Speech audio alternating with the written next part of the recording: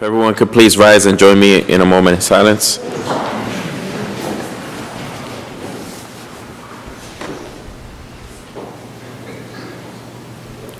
Please remain standing for the Pledge of Allegiance. I pledge allegiance to the flag of the United States of America, and to the republic for which it stands, one nation, under God, indivisible, with liberty and justice for all.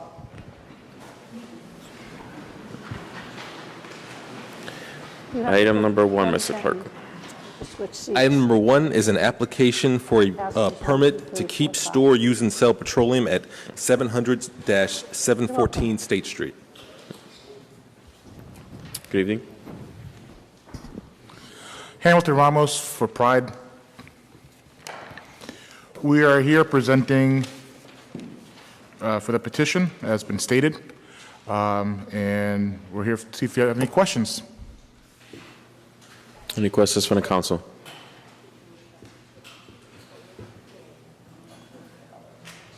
Seeing none, all in favor of the petition say aye. Aye. Opposed? The ayes have it. The second item is a petition to keep, store, use, and sell petroleum at 1110 Wilbraham Road. Hamilton Ramos for Pride. Same questions. Anyone have any questions on these projects? Any questions or comments from the council? All in favor of the petition say aye. Aye. Opposed? The ayes have it. Thank you. Thank you. The third item on tonight's agenda is an application for a special permit for motor vehicle sales at the property known as 51 Dale Street. The clerk, please recognize the councilor in seat number 10. Councilor Hurst. Present. All right, this is a hearing of the Springfield City Council. The petitioner will be given 20 minutes to present. The proponents will be given 20 minutes to speak. Afterwards, the opponents will be given 20 minutes to speak, followed by a 5-minute rebuttal. I will then keep the hearing open for questions from the council. Afterwards, I will close the hearing and allow for final comments, motions, or amendments. Name and address for the record, please. My name is Brian Laura. The address is 51 Dale Street, Springfield, Mass. And I am here to petition to request a special permit for used motor vehicles at my location. I own the property and I also run my business there. And I was hoping to supplement the current business that I have so that it could help me throughout the year when things slow down. That's the reason. Is there anything else you would like to add? No. All right. Is there anyone else who would like to speak in favor? Please step forward. Say again, if there's anyone else who would like to speak in favor, please step forward. Seeing none. Is there anyone who would like to speak in opposition? Please step forward. Is there anyone who would like to speak in opposition? Please step forward. Are there any questions from the council? Councilor Letterman. Thank you, Mr. President. So you already operate at this location, and so you're going to continue to do a repair operation while you're selling the cars? Yes, we are currently running a repair operation and also installing window film on vehicles. The repair operation is slowing down drastically, so we decided to let it go. So now we're just doing the window film application, and also the we're trying to supplement that now. And so in the course of your repair operation, are you also going to have vehicles that are going to need to be stored that you're working on during that, as well as the vehicles that you're selling? No, the time frame that it takes to get the vehicles done, it's within a 2-hour range. So usually they're dropped off or waited for and picked up. So there's no 90% of the time vehicles don't remain inside the building. All right, thank you. Mm-hmm. Are there any other questions for the council? Before I close the public hearing, are there Councilor Ryan? Sir, you discussed with the planning department approved or requested conditions? Yes. Okay. And the limit would be no more than 5 vehicles at any one time? Yeah, I'm requesting 6 vehicles. I have here pictures of the interior of the shop showing the capability of having more than 6 vehicles inside the shop. That's my request. What this says, there'd be no more than 5 vehicles stored or displayed for sale at this location. Yes, So at any one time. yes, So what you work on would be different. You understand that? yes. Okay. And are you in agreement that 5 vehicles is appropriate? Sure. Well, I think he wanted to go to 6. I mean, I don't have an issue with 6, so I don't know if an amendment to be made on that. Our concern is we want to make sure there's enough room for employees and customers, but we started at 5, but in speaking in the hallway earlier, he was hoping to get 6. And again, I don't have an objection to that, but it's up to the council. Councilor Walsh. Mr. President, I'd be happy at the appropriate time to make an amendment to have it go to 6. This is a area and neighborhood where they're familiar with this kind of business, and it's always done well down here, never been a problem. So I'd be happy to do that. Second. The clerk please recognize the councilor in seat number 4. Councilor Gomez. Present. Are there any final questions for the petitioner? Before I close the public hearing, are there any final questions for the petitioner? Seeing none, I will now close the public hearing. Councilor Walsh made a motion for an amendment, seconded by Councilor Fenton. All in favor of the amendment, say aye. Aye. Opposed? The ayes have it. Are there any final comments, amendments, motions? Mr. President, we move that the planning department has requested or recommended conditions at this time of the project. I'm sorry? Do we move the planning department's recommended conditions as amended by Attorney Council Walsh's? Well, there are a lot of attorneys in the family. Councilor Walsh just made a motion for the amendment, which was approved. All right, any final comments? Seeing none, roll call, Mr. Clerk, as amended. On approving the amended special permit, Councilor Williams. Yes. Yes, Councilor Twiggs. Yes, Councilor Shea. Yes. Yes, Councilor Walsh. Yes. Yes, Councilor Fenton. Yes. Yes, Councilor Letterman. Yes, Councilor Edwards. Yes, Councilor Ash. Yes, Councilor Hurst. Yes. Yes, Councilor Ryan. Yes. Yes, Councilor Allen. Yes. Yes, Councilor Ramos. Yes, more than sufficient. Special permit is approved. Councilor Williams on the reasons.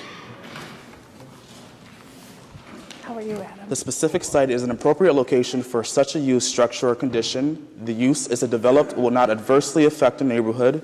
Adequate and appropriate facilities will be provided for the proper operation of the proposed use, and to incorporate the planning staff analysis into the decision at the basis of the findings. All in favor of the reasons, say aye. Aye. Opposed? The ayes have it. Thank you. Thank you.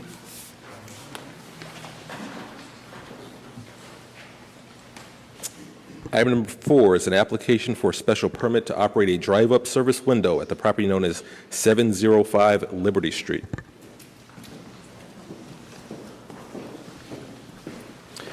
Again, this is a hearing of the Springfield City Council. Proponents are given 20 minutes to present. Opponents are given 20 minutes, followed by a 5-minute rebuttal.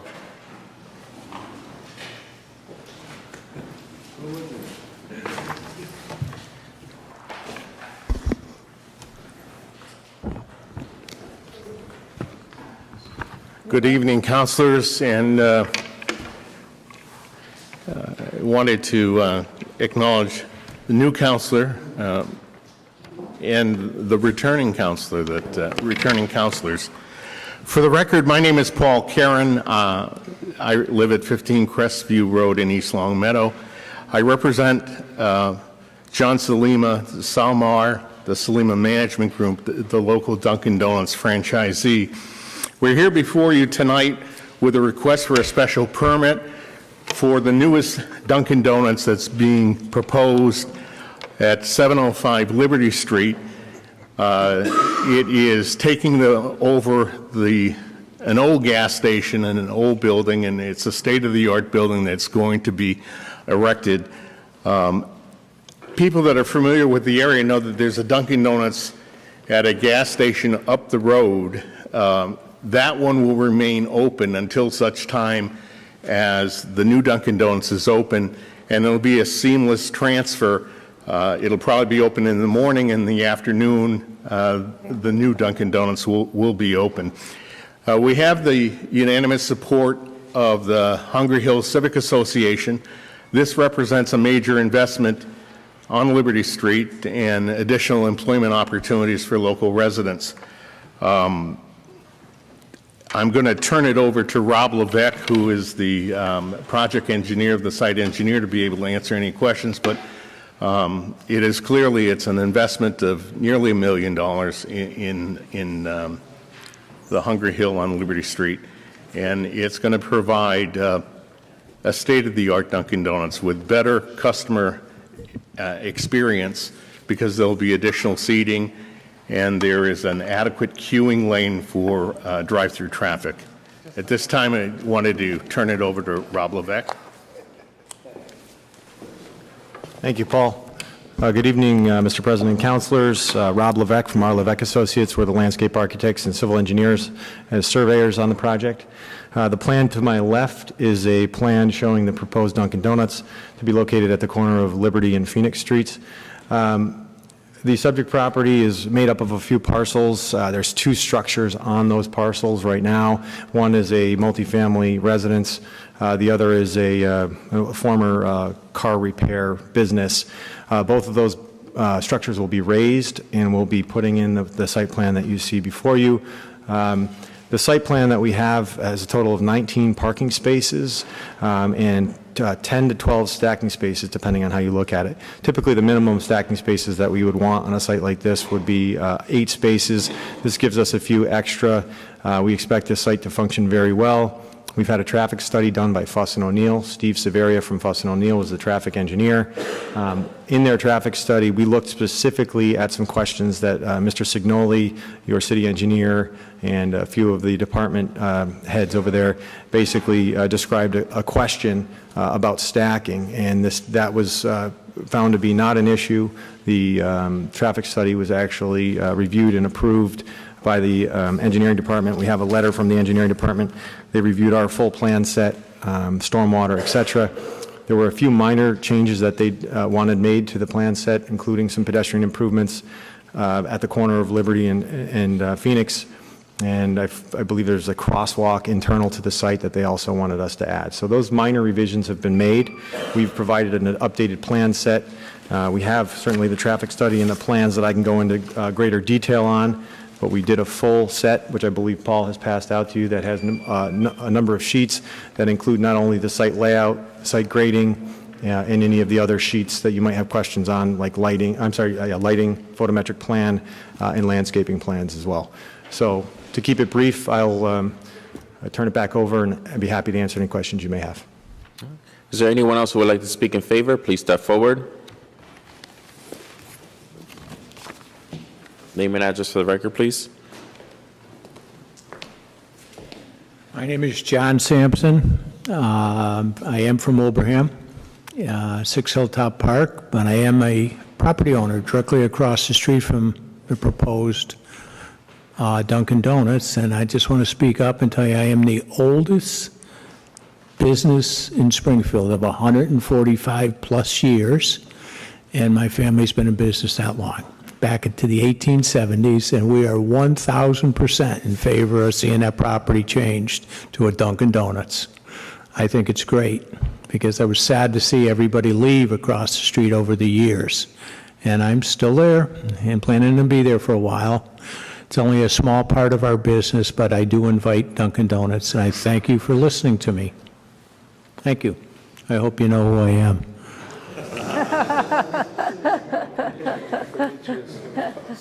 Is there anyone else who would like to speak in favor? Please step forward. Say again, if there's anyone else who would like to speak in favor, please step forward. Seeing none, is there anyone who would like to speak in opposition? Please step forward. If there's anyone who would like to speak in opposition, please step forward. Seeing none, are there any questions from the council?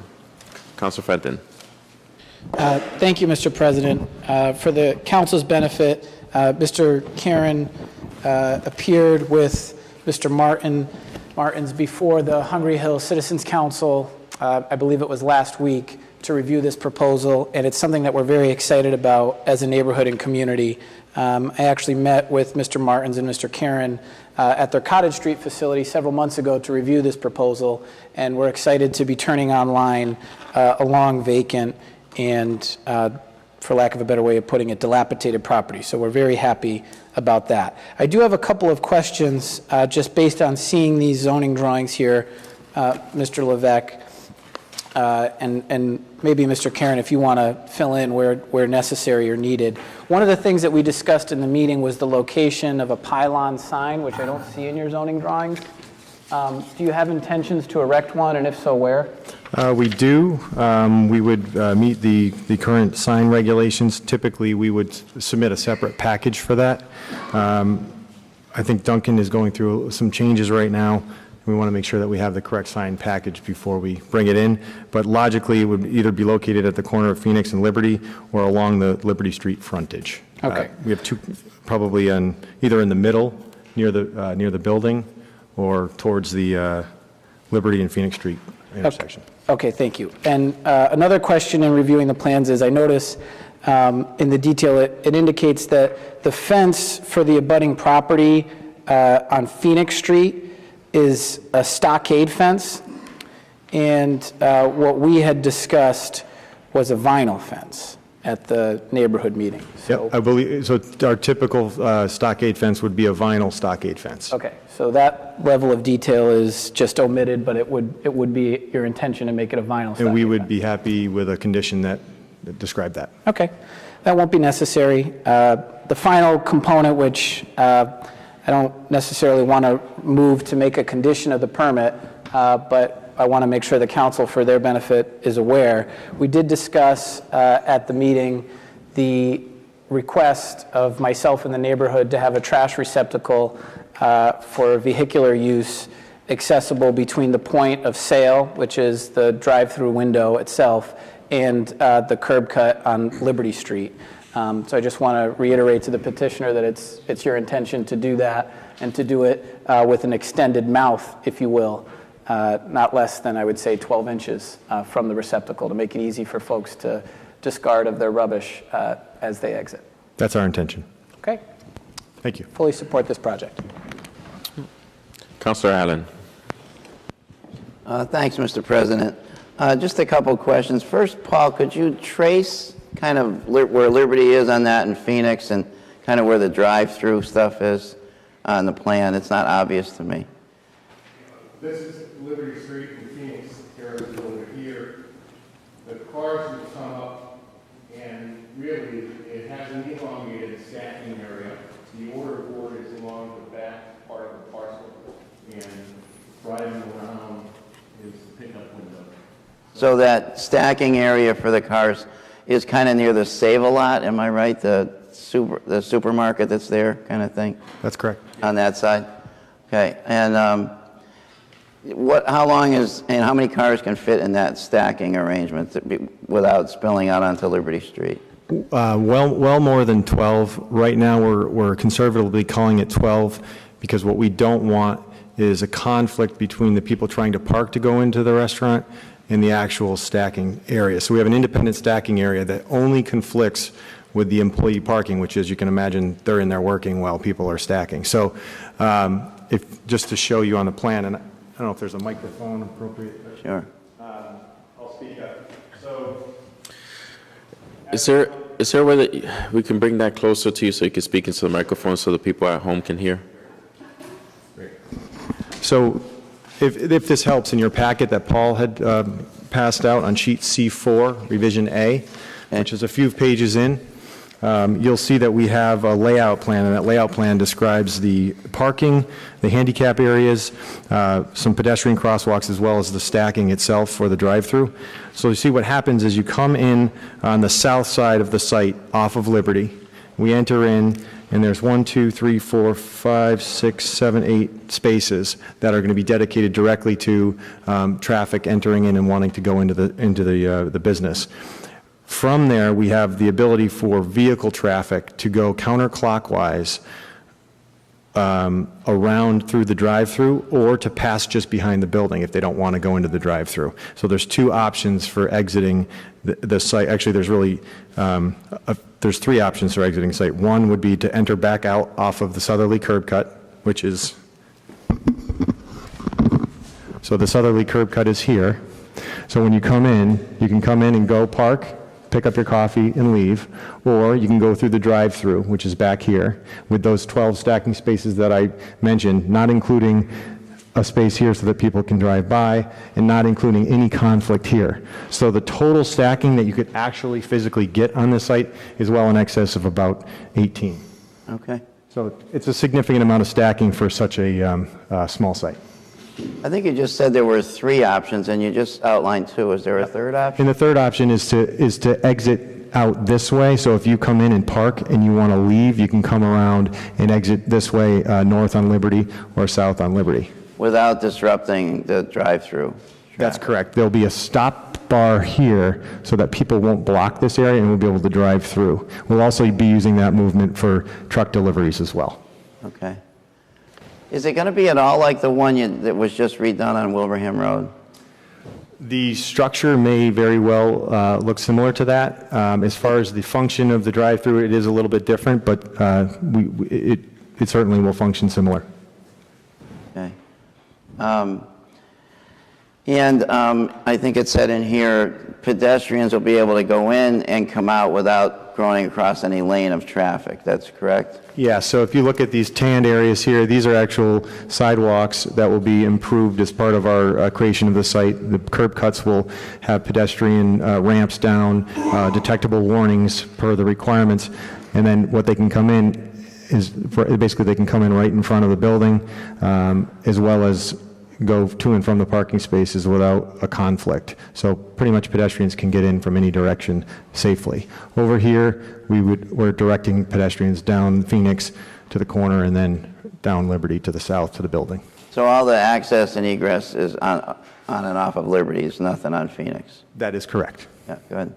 And I guess that's it for my questions on positioning and stuff. That seems good.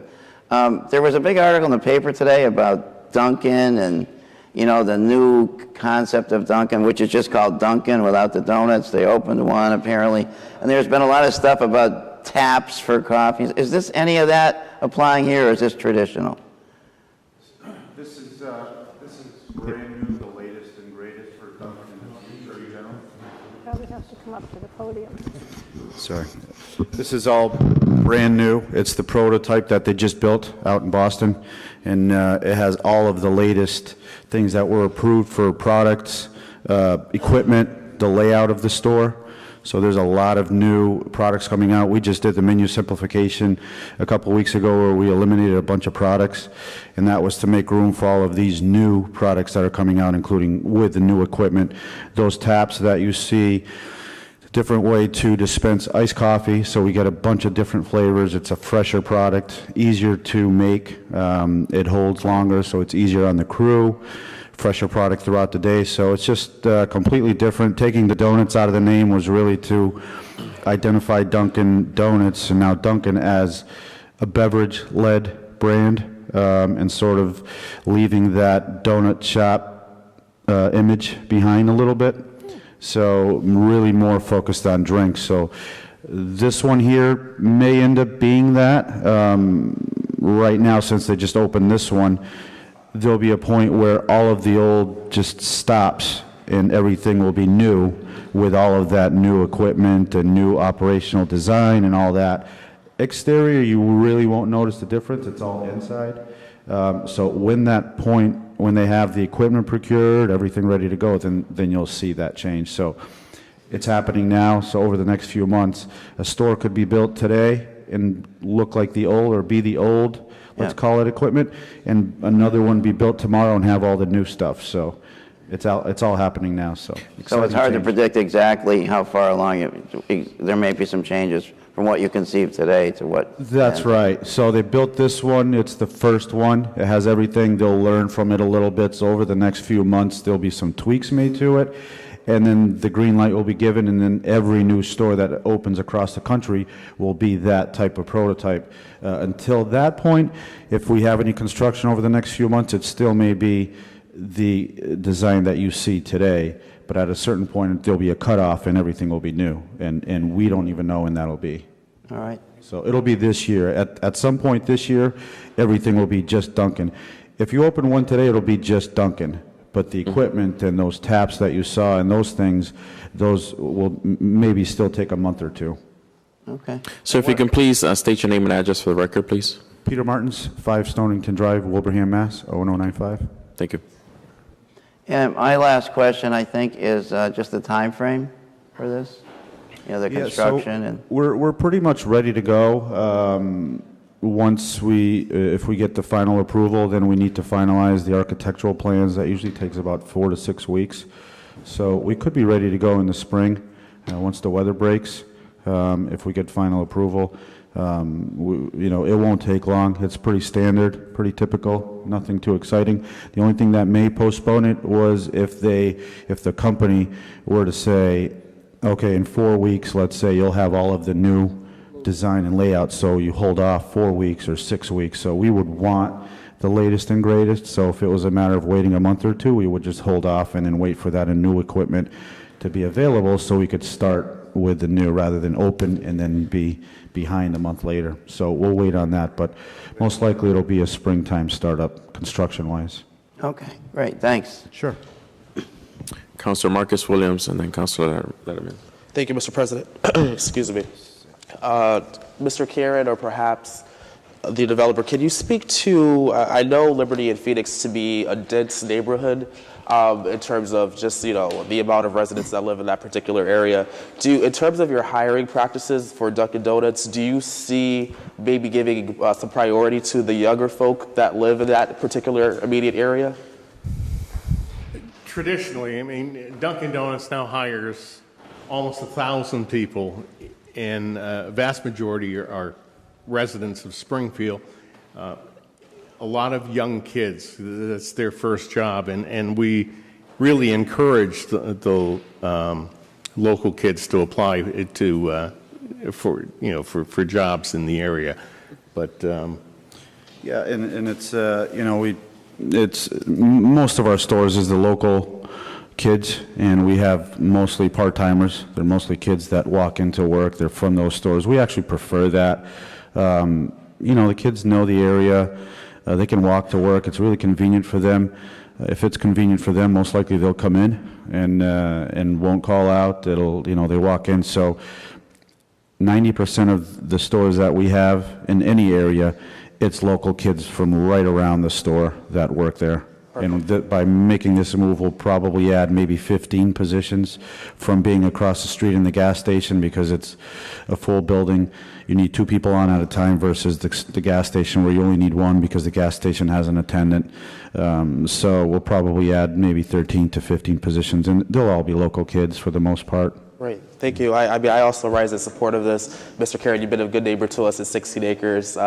We've worked together on the project out there, so I have no doubt that this will also fall in line with everything that was mentioned tonight. So I wish you the best of luck. Councilor Letterman. Thank you, Mr. President. I just have 2 questions. The first is, can you just confirm for me the 2-family residential structure that you're proposing demolishing is a vacant property? There's no residents there? Okay. Thank you. And then the other question I have, are you the franchise owner? Yes. So do you typically contract with a recycling vendor for your properties as well as a trash vendor? Yes. And so, a good deal, I think, of your products would be recyclable. Would you ever consider placing at the area where you're going to place a waste receptacle for the vehicles? Would you be interested in placing a recycling receptacle as well? Because in my experience, I think I see a lot of folks who are getting rid of waste at an establishment like that or at a gas station. They're throwing out bottles and cans, things that and plastic cups that they've been drinking. And so it's always dawned on me that very few places provide that type of service.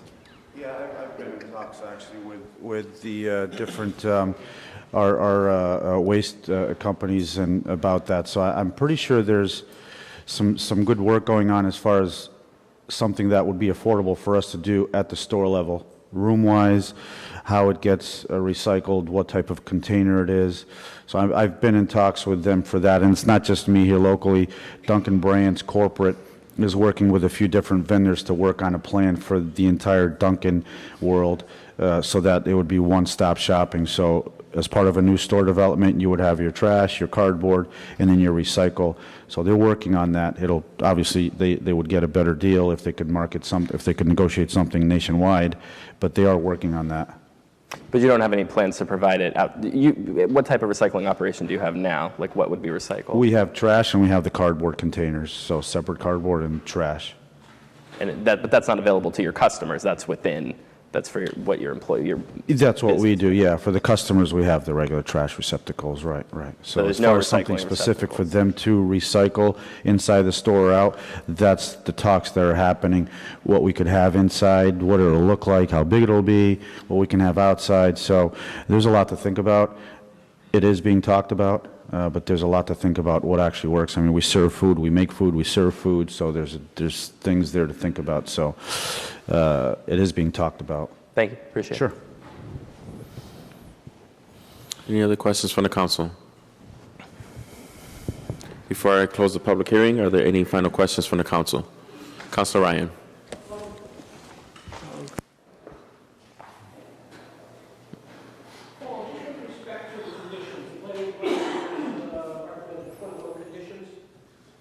Yes.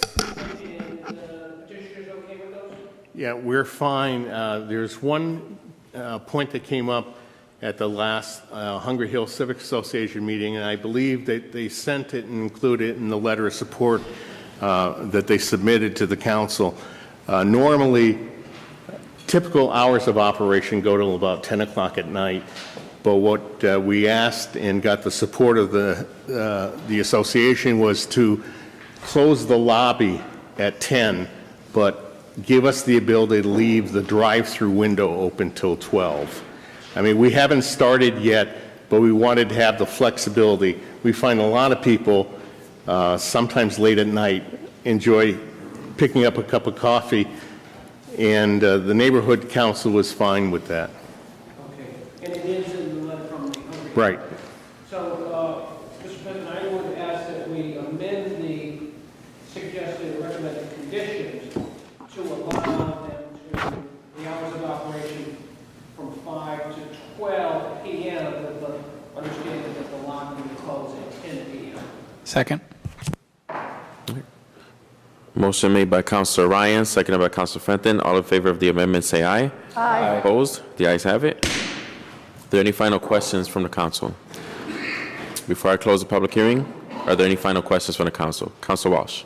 Thank you, Mr. President. I don't actually have a question, but what I'd like to say is there are two well-run businesses here tonight, and I have to say that I was relieved to see that Mr. Sampson was not here in his official capacity, but was, I noticed him in the gallery, but was down here as a concerned citizen. And I think we should take this opportunity to recognize Sampson's and what a wonderful business they have been going back. Was it your grandfather?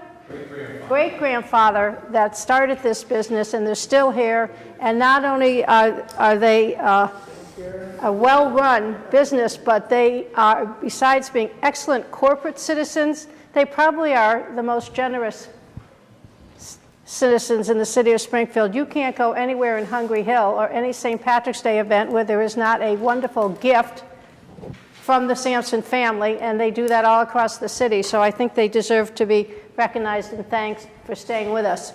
And the Dunkin' Donuts is also an example of a really well-run, well-thought-out business that before they come before the city council, they meet with the neighborhood council, they get the input of the citizens, so there's no bumps when they get here.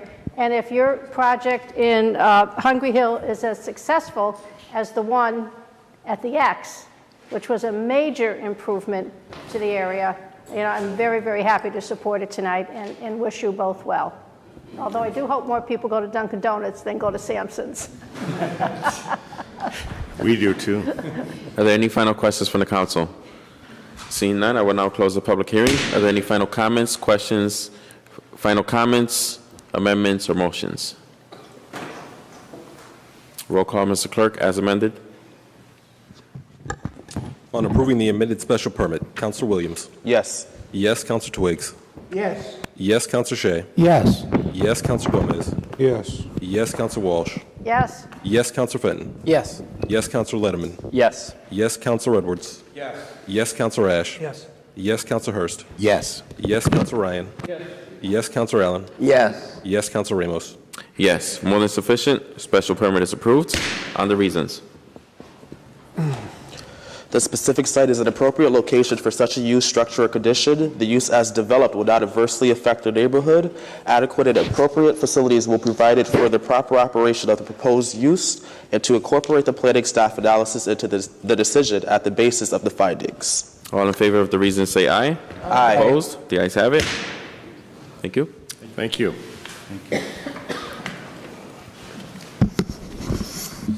Item number 5 is an application for a special permit for motor vehicle repair and maintenance at the property known as 218 St. James Boulevard. Name and address for the record, please. My name is Luis Ortiz. My address is 26 Forestdale, Holyoke, Mass.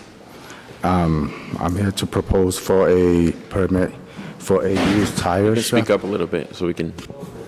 I'm here to propose for a used tires stuff. That's what I'm doing, just only tires, no auto repair, none of that stuff. And that's the reason I'm here for the permit. Okay. Is there anything else you would like to share with us? Not in the moment that I know. Because I don't know that much about this stuff, that's why. My first time. Well, you have 20 minutes to present, so you can tell us anything you want about your business and why you are applying for this permit. Anything else you would like to share before? Well, the reason I'm applying for this permit is to be legit for the city and everywhere. Make sure I got everything in the right order. That's the only thing that I'm really looking for. And to have my business running. That's it. Okay. Is there anyone else who would like to speak in favor? Please step forward. Say again, if there's anyone else who would like to speak in favor, please step forward. Seeing none. Is there anyone who would like to speak in opposition? Please step forward. Name and address for the record, please. Sure. Brian O'Connor, 168 El Paso Street. The proposal of the building here is on the corner of St. James Boulevard and El Paso. And, excuse me. My main concern is it's going to be a used tire, taking tires off, maybe sell new tires if they do something like that. What are they going to do with the junk tires? Are they going to leave them outside until they get enough of them to have a recycling company come and take them? So I think that, that's a fire hazard. Water gets in there, stagnant water, you have mosquitoes, things like that. So I'm totally against that. But the biggest problem I have is with noise. If you ever go to a tire place and they're taking your tires off and they use those guns, they make a very loud noise. Now, my house, the main garage of this building is directly in front. My living room and front bedroom are directly opposite it. All they're going to have is a wooden overhead door to close. And I'm going to hear that noise. And when it gets to be the summertime, it gets real hot. That's an old building, has no air conditioning. They're going to open that door, and it's going to be 3 times as loud. Now, in times past, we've had repair shops there.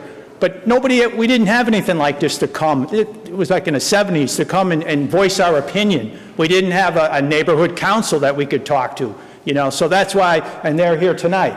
But that's my main complaint, it's noise. Those tires, you hear that all day long, that's strictly a problem with, quality of life. Thank you for your time.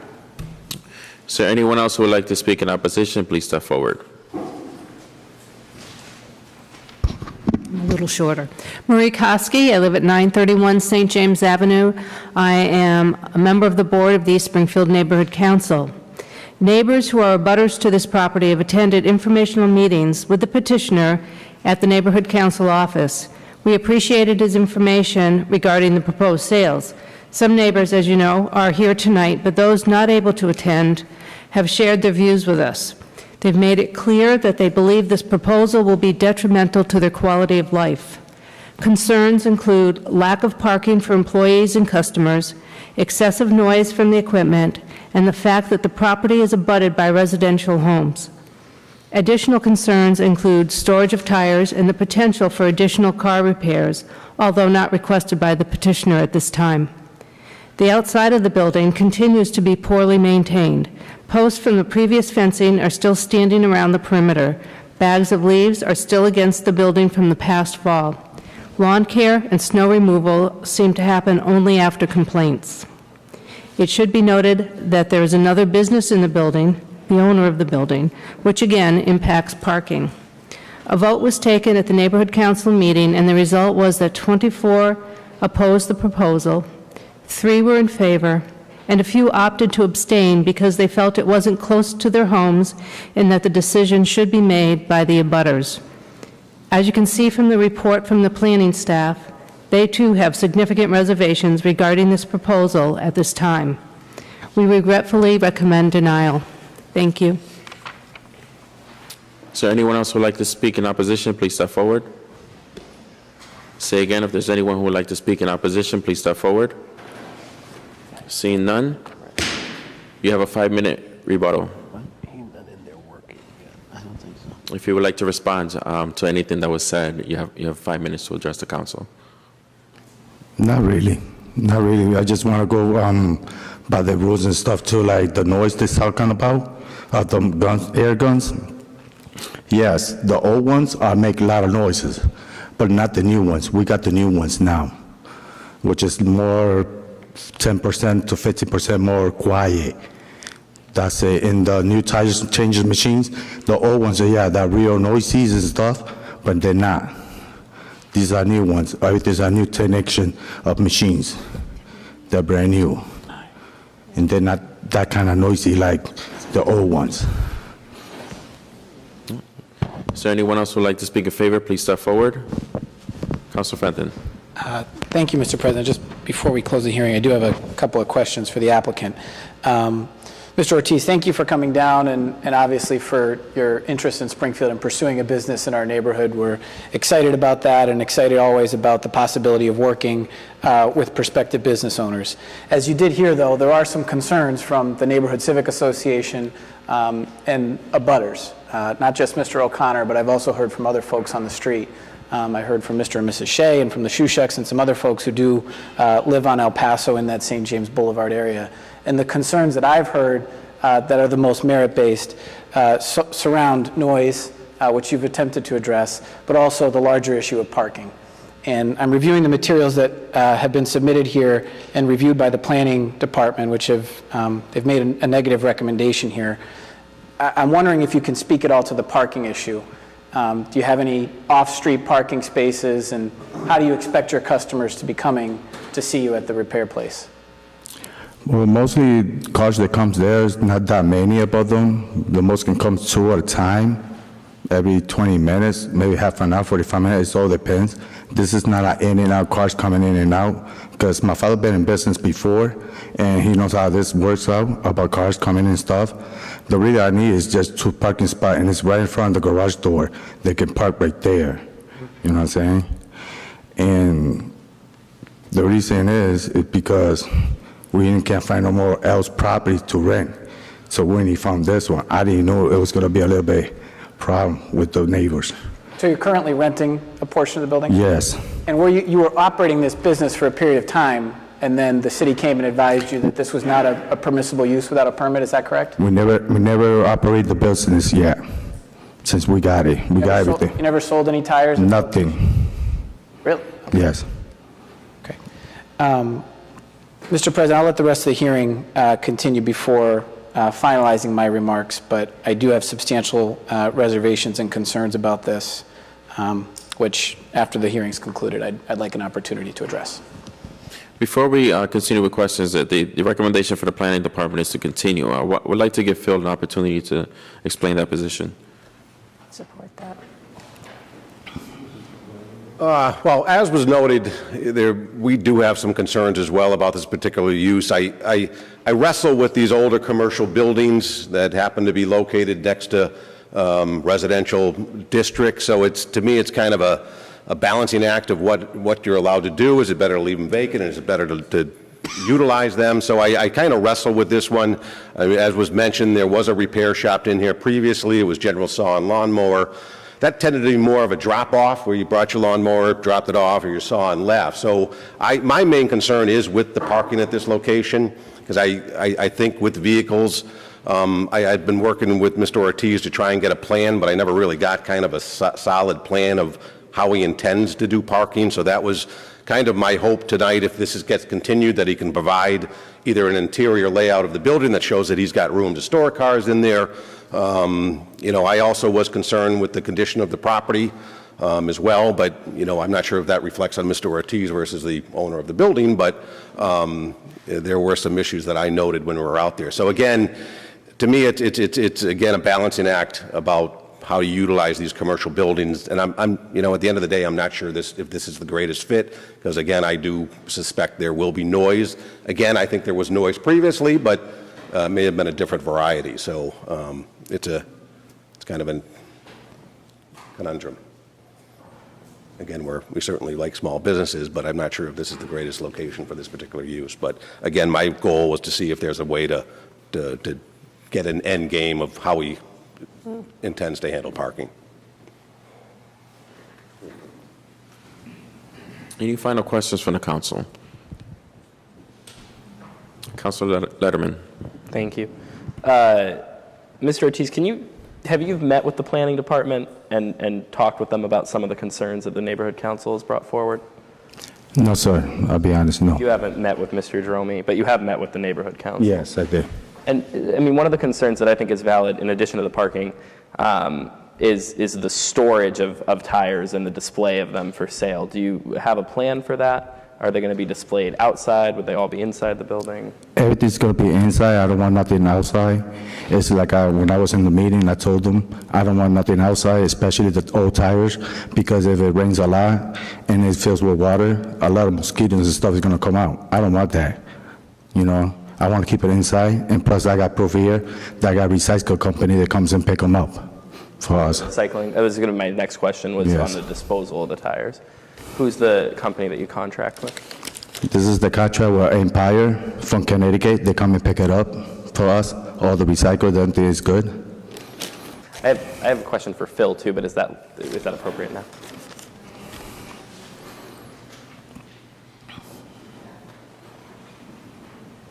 Thank you. Sure. Phil, I just wanted to know, do we know what the past use of this building has been? Well, again, I think for the majority of the last probably 30, 40 years, it was General Saw and Lawnmower. Okay. And then I just have the view of the one corner, but around the other side, I mean, is there really no parking lot anywhere on this property? No, there's a curb cut that you theoretically could park a car there, but there is no on-site parking at this location. Okay. And then my final question was just what's located in the rest of the building?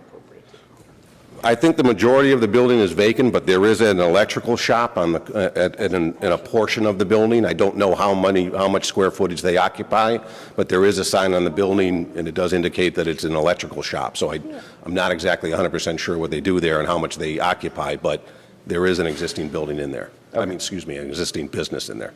Thank you. Councilor Shea. I guess my comments are limited to this, that if you look at the site map for this property, this is a piece of commercial property that is really stuck right in the center of a residential area. And I think the council has to wrestle sometimes with that you've got a piece of property that we've allowed to be used commercially, but that use, if we were to look at this today, for instance, if someone came in today and that was a residential piece of property and asked us to zone change that to commercial, it would not fly. Yet we have a piece of commercial property there. So when we are confronted with an issue like this, I think we have to weigh heavily the impact of whatever type of business we allow to go there, the impact that'll have on the residents that are going to be surrounded by that piece. So there probably could be commercial pieces that go in there, But from the description and my limited knowledge of what the tire business is, because I have a relative that has a tire store, I just don't think that that's a burden that ought to be put on these residents, because look at that map. Every one of them is a residential house around there. So if you had a sort of a passive residential, commercial use, I'd be more inclined. But just the outline of that property shows almost no place to put a car, let alone service cars. And the idea that they come and you fix it and it goes away and another shows up, I think it's kind of ludicrous to base a decision on that. So I have to oppose this based on the type of use that that commercial property will impact the neighborhood. One of the problems we have in Springfield is the integrity of our neighborhoods. And we have to maintain that more in balance to the residents than we do to the spot zoning that was done years ago that now comes back to haunt us. Are there any final questions for the petitioner? Councilor Letterman. Thank you, Mr. President. Mr. Ortiz, do you have a lease at this building already for the space that you're in? Excuse me? Do you have a lease for the space that you're in already? How long is the lease for? 6 months. And have you operated a business like this before? What's your business background? No, sir. This is your first time? Yes. How many employees do you plan to have if you were to be granted this? None. So it'd be yourself only? No, not only me, my father, and my son. Okay. Thank you. Councilor Gomez. With the recommendation of the board, how many?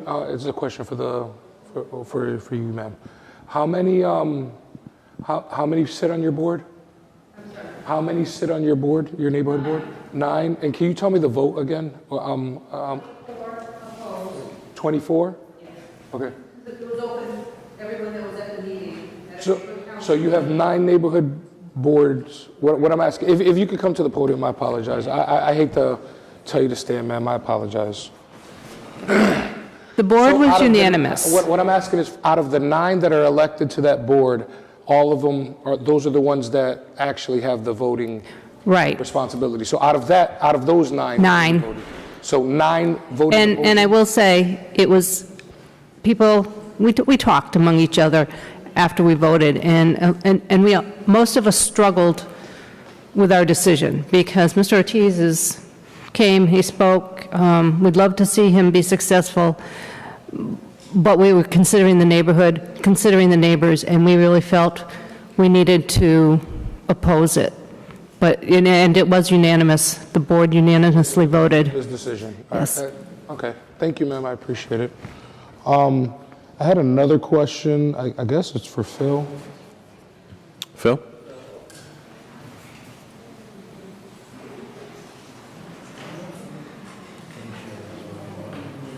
This question is not necessarily pertaining to the special permit, but this location, wasn't this a location, I don't know if it was last year, that the city sold to a family?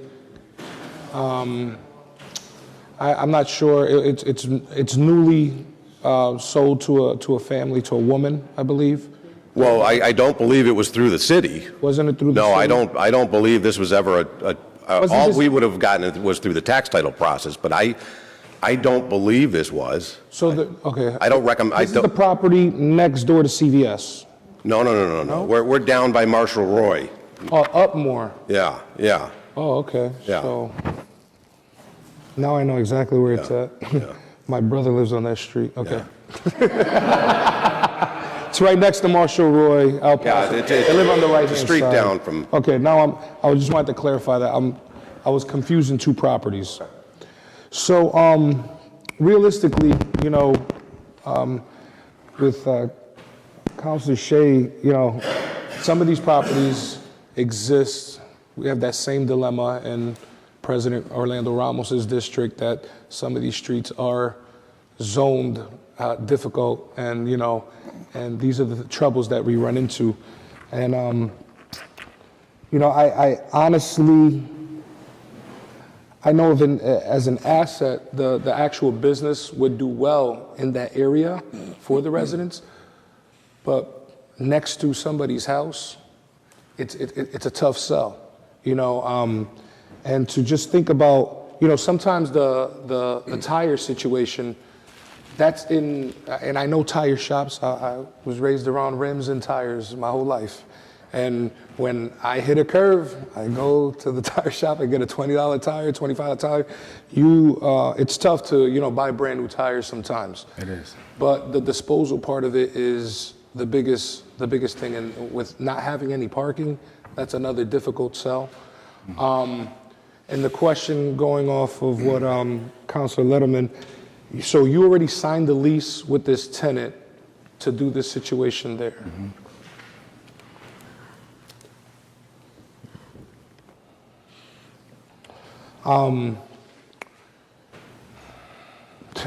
There's nothing more that I can really just, I can say. I can say it's an unfortunate situation, Mr. Ortiz. It is. I was ready to support it, but, when it comes to our residents, sometimes we have to, build across with, quality of life issues versus, small businesses is what keeps neighborhoods like this alive. It's just, keeping our residents that are taxpayers, they come first sometimes. And, I apologize, but, I hope nothing but the best for you. And if there's any way that any of us can probably help you or meet with Phil, then we can do that. But thank you for your information, and thank you guys for coming down. Man, it's tough. Councilor Twiggs. Mr. President, I rise after hearing so many complaints about this particular petition. And as I look at the map of this property, I'm very much familiar with it. I used to take my lawnmower, get the blades sharpened there quite frequently. But somewhere there was a big playground, as I recall. I don't seem to say it, Phil, if you will. I can't see that playground on the map. There was a large school playground, as I recall. But I'm getting old. What the hell? I can't even recall what happened yesterday.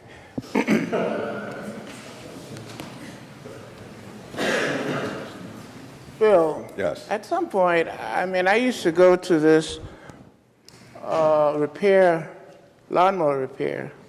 and there was a big school playground adjacent to it. I don't see that located on Well, that. there is a parking lot for Marshall Roy down, I believe It's further down? Yeah, it's further down. I think if you look at the GIS map, so here's the location of the store. The Yeah. parking lot for Marshall Roy is up there. Oh, it's up there. Up. I don't remember those residential homes being there, but nevertheless, here is a small businessman coming before us. Never been in business before. Don't know the intricacies of government. In your many years of doing business with small business, is there any way this could work? Well, I'm not sure I can answer that. I did, when the petitioner came to me originally, I do try and sometimes make attempts to try and talk people out of locations. Because I knew this was going to be a battle. It's a tough spot, so I try and convince, but I think the lease had already been signed. So, we do defer as well. I told them, go talk to the neighborhood. If they're okay with it, you probably have a better shot. But obviously, there are issues with the location. It's a tough location, considering, you have direct residential abutters. This is not on a major commercial further up is, but in this particular location, you are surrounded all by single-family houses, so it makes it tough. But the property itself is zoned Business B, which is odd. Yeah, so that So opens it wouldn't serve no purpose in sending this committee. I guess at the end of the day, I don't know whether or not that'll solve anything. Yeah. Again, Well, I trust your judgment. That's why I'm asking you this question. I just feel bad that a small business come before this council and we can't assist them. Oftentimes, a business will come before us, but know how to go before the community and tell the community what I want to do and get their support. But what I'm gathering is Mr. Ortiz didn't do this. He just... Well, he did go to the neighborhood. He did? Yeah. But I thought he signed a lease for that. Well, I think he might have done that before he went to the neighborhood, but... So this is a 6 Yeah. months? Yeah. Yeah, but coming out of your pocket, it is. I mean, if it was strictly just sales of tires, that's a different ballgame. Yeah. But it's this is totally repair. well, it's the taking on and off of tires that throws it into this category. Yeah. Very difficult. Thank you. Councilor Letterman. Thank you, Mr. President. Not to belabor the point, I want to be respectful of everybody's time, and I want Councilor Fenton to be able to make his final remarks on this proposal in his district. But, Mr. Ortiz, so how much equipment have you already purchased for this type of operation? Well, I already got the compressor, the tire changing machine, the ballast machine, and plus all the handguns and stuff like that to get the nuts and everything, yes. I mean, I think what I'm trying to get at is, again, let me begin by saying I can't support this operation at this site.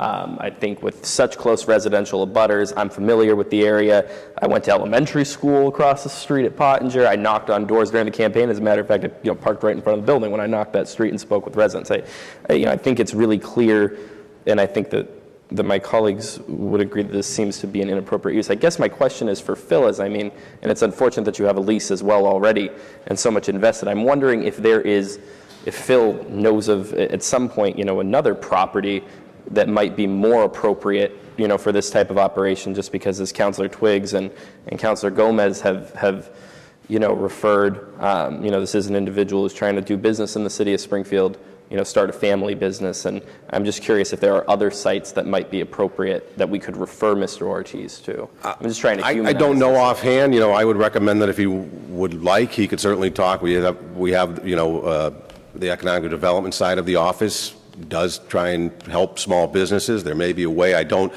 think the city has a portfolio of sites that we tend to auction off or RFP that would be appropriate. But as you move down St. James Boulevard and turns, there's probably better locations that are more suited and away from residentials than this. But off the top of my head, I don't have a list that would. So if we were to deny Mr. Ortiz this permit, this wouldn't prohibit him or his business from coming before this body for a permit at a different location, would it? Not at a different location. At this location, he would be out for 2 years. Okay. The same use. Thank you. Those will be my final comments on this. The hearing is still open. Are there any final questions for the petitioner before we close the public hearing?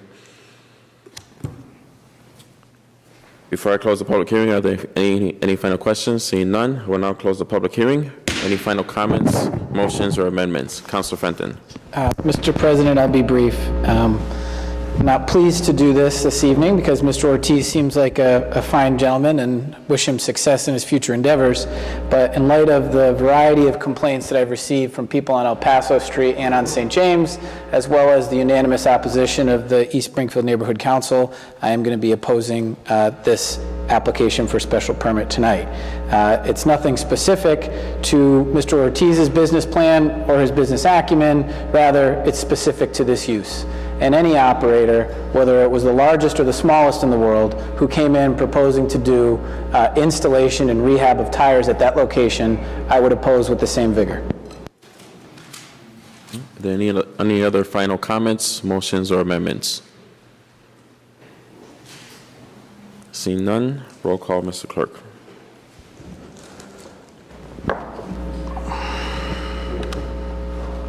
On approving the special permit, Councilor Williams. No. No. Councilor Twiggs.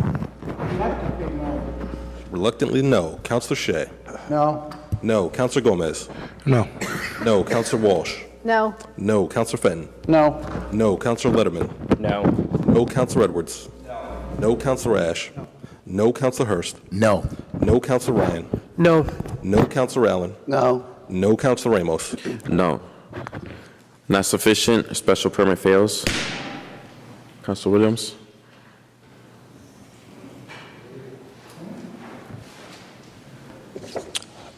Reasons denied permit. The specific site is not an appropriate location for such a use, structure, or condition. The use as developed will adversely affect the neighborhood. Adequate and appropriate facilities will not be provided for the proper operation of the proposed use, and to incorporate the planning staff analysis into the decision at the basis of the findings. All in favor of the reasons say aye. Aye. Opposed? The ayes have it. Thank you. Thank you very much. You do. You have to. Yeah.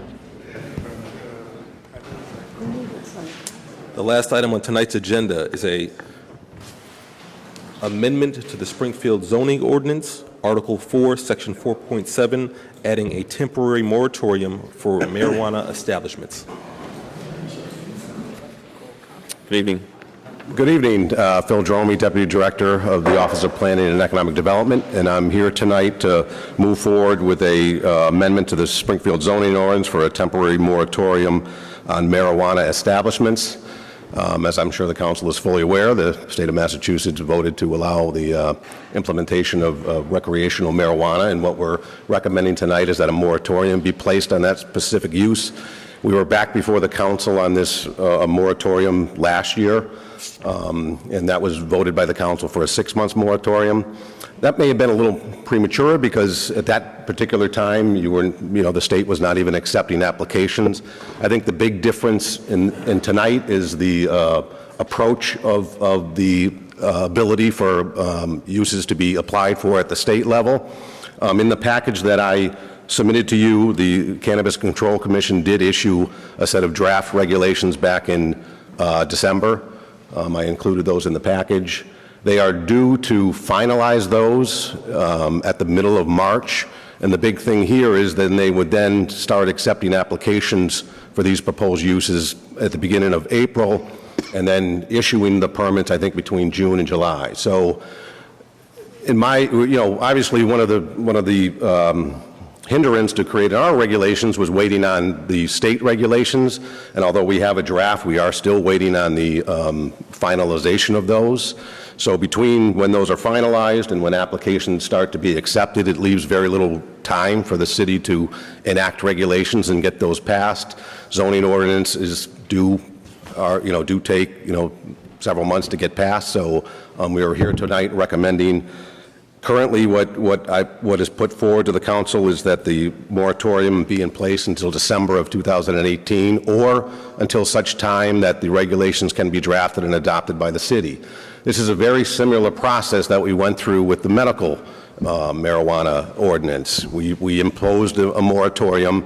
At that time, though, we had the regulations in hand when we imposed those moratoriums, so we were able to review them, draft our regulations based on that, and then enact the ordinance, and we did that, within a few months' time. So, again, our attempt here is not to delay the recreational marijuana uses, but we do want to allow the time for the city to be able to, thoughtfully draft regulations as to where these uses should be located and what the process is for a particular use to open. I am hoping to continue. Last time when we did it through the medical marijuana, we worked closely with the Pioneer Valley Planning Commission, who then was able to draft up a model regulation which the city was able to use and tweak to specifically apply to Springfield. I'm in conversations with the Pioneer Valley Planning Commission to do that similar process. What they're hoping to do is set up a committee, because there's a number of communities that are obviously out there looking at this same use. I know a number of cities have already kind of started that debate. East Hampton is in the process of moving legislation forward, and Holyoke has gone back and forth. I tried to find exact language, but was not able to. So, again, our goal is to get these done as quickly as we can. This does not affect someone from growing personal use. This is strictly for marijuana establishments, and I think, the discussions of where they go and how they're permitted is a discussion that certainly needs to be had. So I'm Ed Bakula, the city solicitor, is also here as well. If there's questions for Ed, and I'm not sure if Helen's here, but I'm more than happy to answer any questions if you have them for me or Attorney Bakula. Councilor Edwards. Ed, Mr. Pakula, obviously, it's probably on record that I came out very early as somebody who's spends 3 days a week at the Pulmonary Rehab Center on Main Street is somebody who was opposed to the use, but and just can't be around any smoke. But the voters voted for it, and we did put a moratorium in place. What is the need for having a continued moratorium when other communities are actively putting in place the rules necessary in anticipation of what the state is going to create? Since this has been advertised, I'm being bombarded with people who are in favor of this. People can stand at the podium, no disrespect to anybody, and say that it's not a stall tactic. But as soon as we implement another moratorium, that is what is perceived to be as another stalling tactic and another delay to what is anticipated. And so my question is that from what I understood it, and maybe you can clarify, the facility on Cottage Street is already and will be grandfathered in because they've already gone through the process. So what would be the real benefit of us creating a new moratorium when, in fact, why can't we just leave it as it is now and go about doing the work?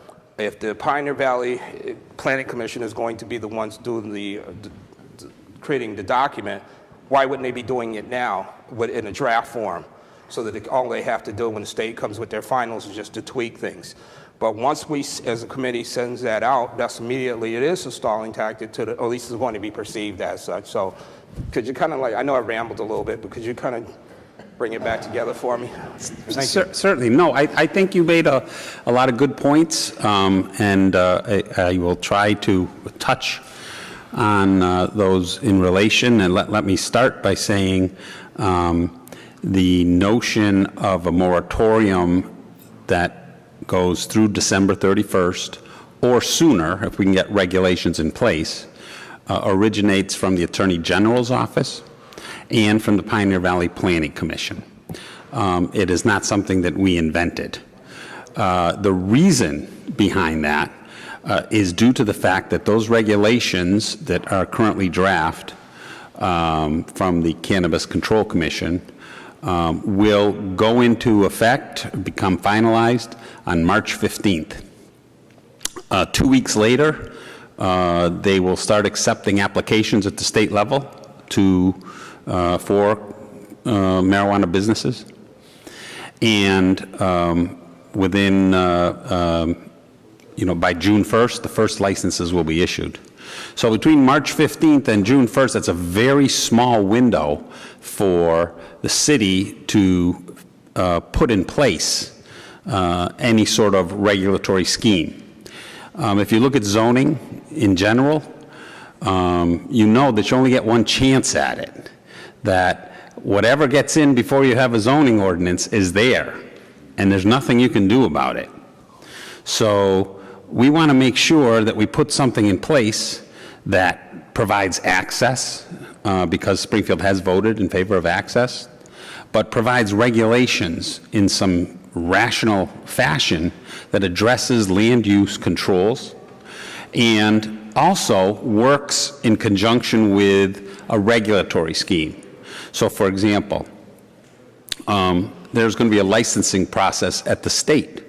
Once they finish that, they're going to say to the city, okay, does it meet your licensing requirements?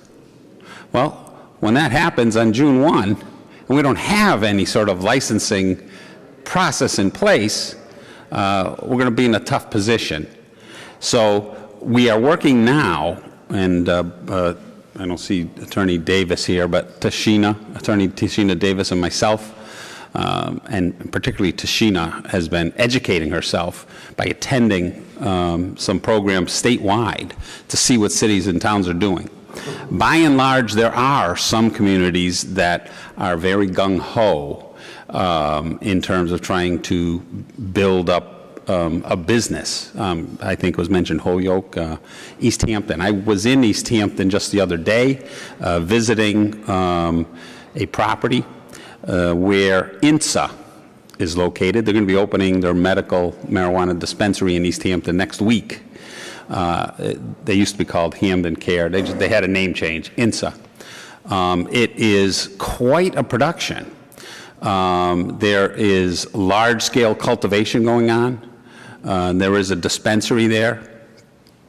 There's a commercial kitchen. It's about a $10 million investment.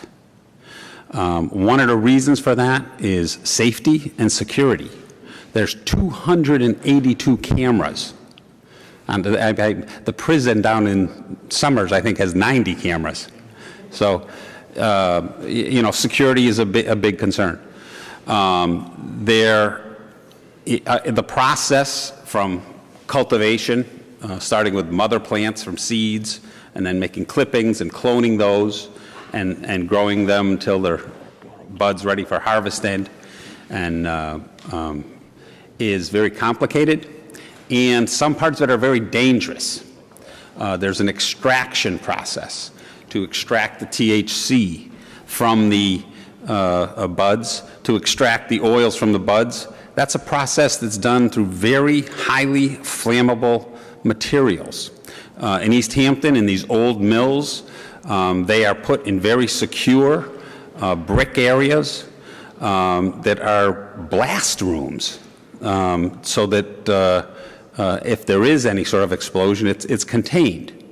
So it's complicated, and it's not the type of thing we want to just take casually. It's the type of thing we want to act in a rational fashion, and as I said, we get one shot at it. We're working hard to come up with some plans to propose to deal with the licensing scheme at the local level, to work in conjunction with the zoning aspect. There's a number of areas from the municipal side that we do need to take into account. And I think you're familiar with the taxing issue, which we have some recommendations we'll be coming out with there, as well as I said, an ordinance provision. One issue this body's going to have to wrestle with is, do you want to put any limits?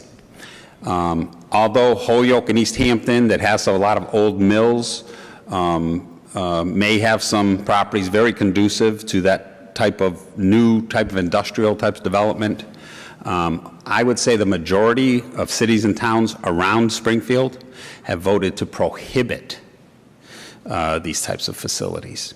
So I think that Springfield is going to be able to pick and choose those businesses that we want the most, and where we want them, and how people can have safe and affordable access to this new product, whether it be for the medical needs, which we've started on, or for other adult uses.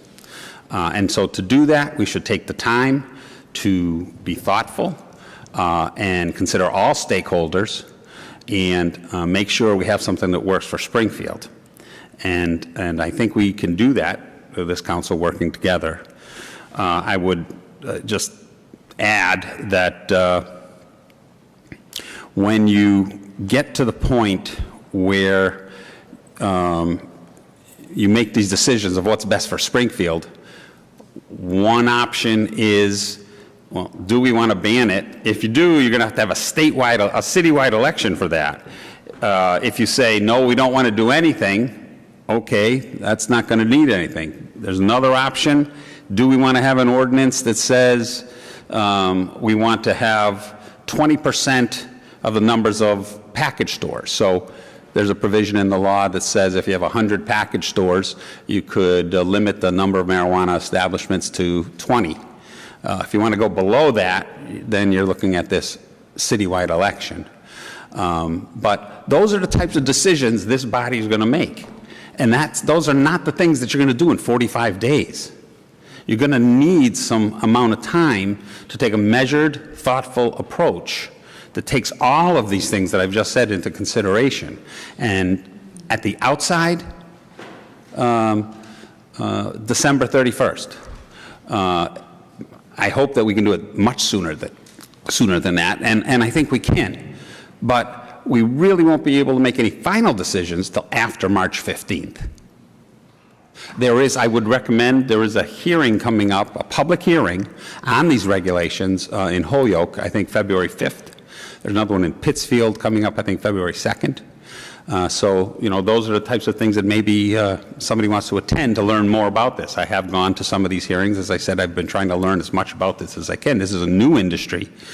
And I've learned tornado law, I've learned gaming law, and now I got to learn marijuana law. But, so be it. I'm doing my best, and I'm doing my best to give you the best advice I can.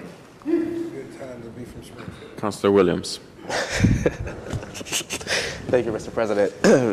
I didn't know you were so funny, but I did want to say that, or ask you, I know we've had past moratoriums with, cell towers, digital billboards, and, even medical marijuana, but in terms of our role in setting that moratorium, do you recall it ever taking this long?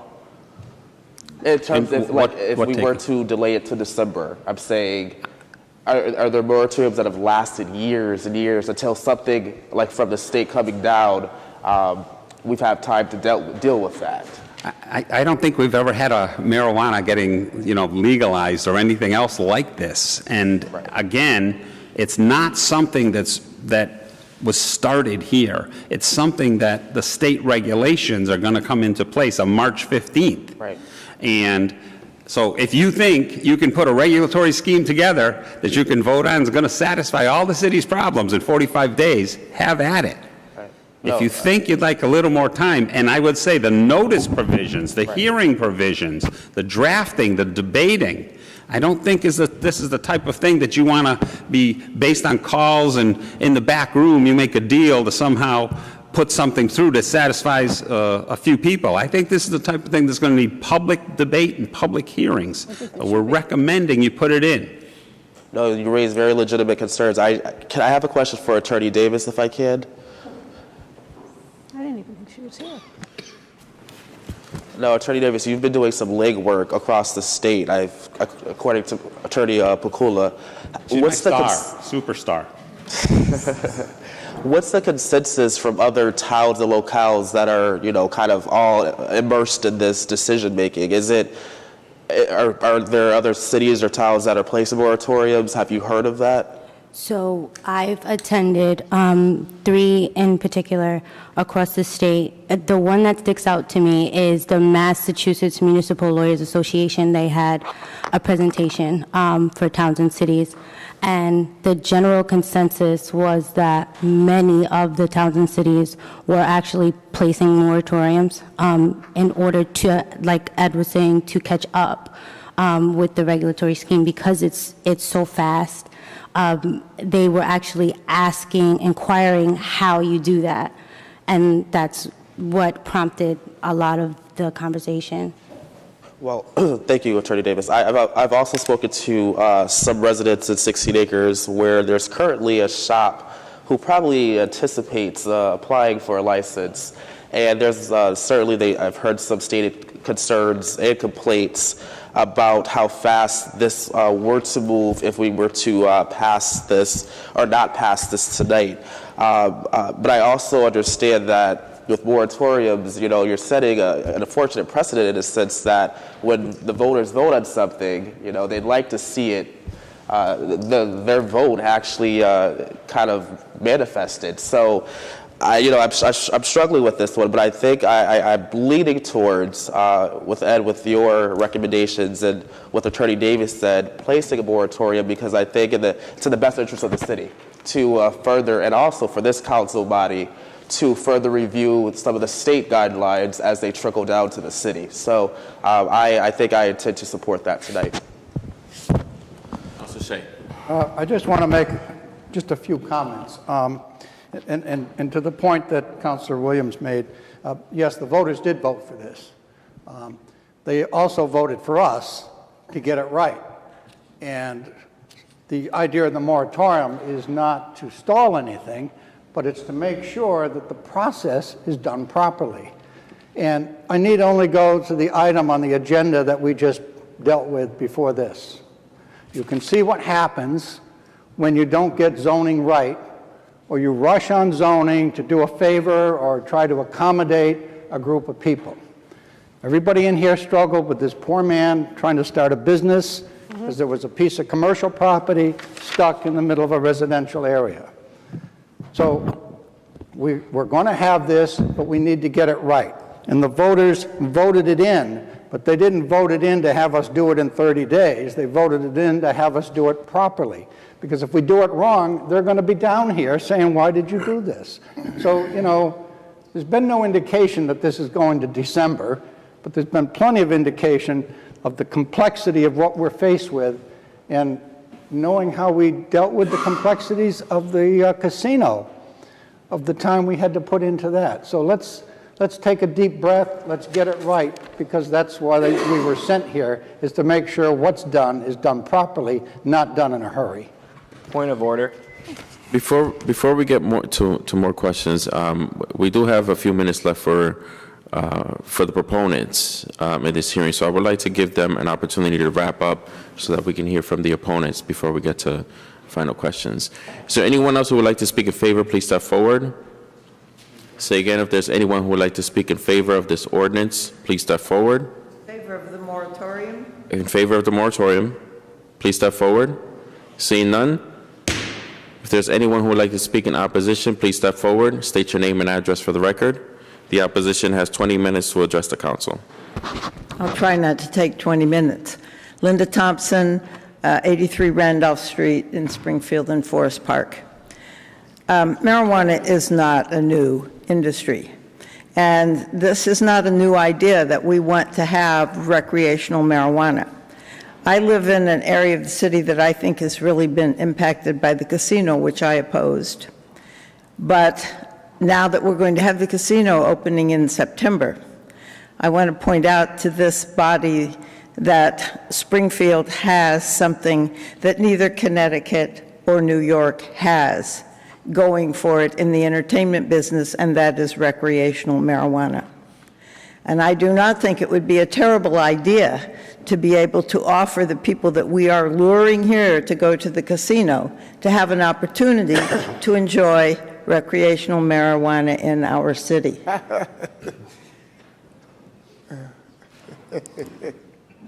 So I think that there are lots of things to take into consideration. I'm an attorney, and when I ask for additional time to file my brief, I ask for 60 days, and I get to work on it after 50 days. And I think that that is basically what happens when we say a one-year moratorium. I don't know what a moratorium actually means in this context, that we won't get started.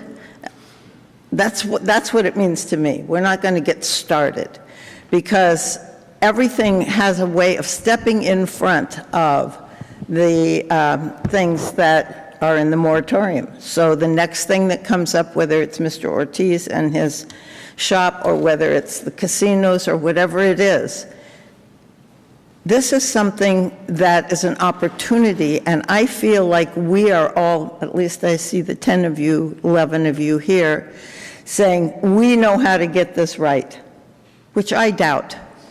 I doubt that the 11 of you know how to get this right.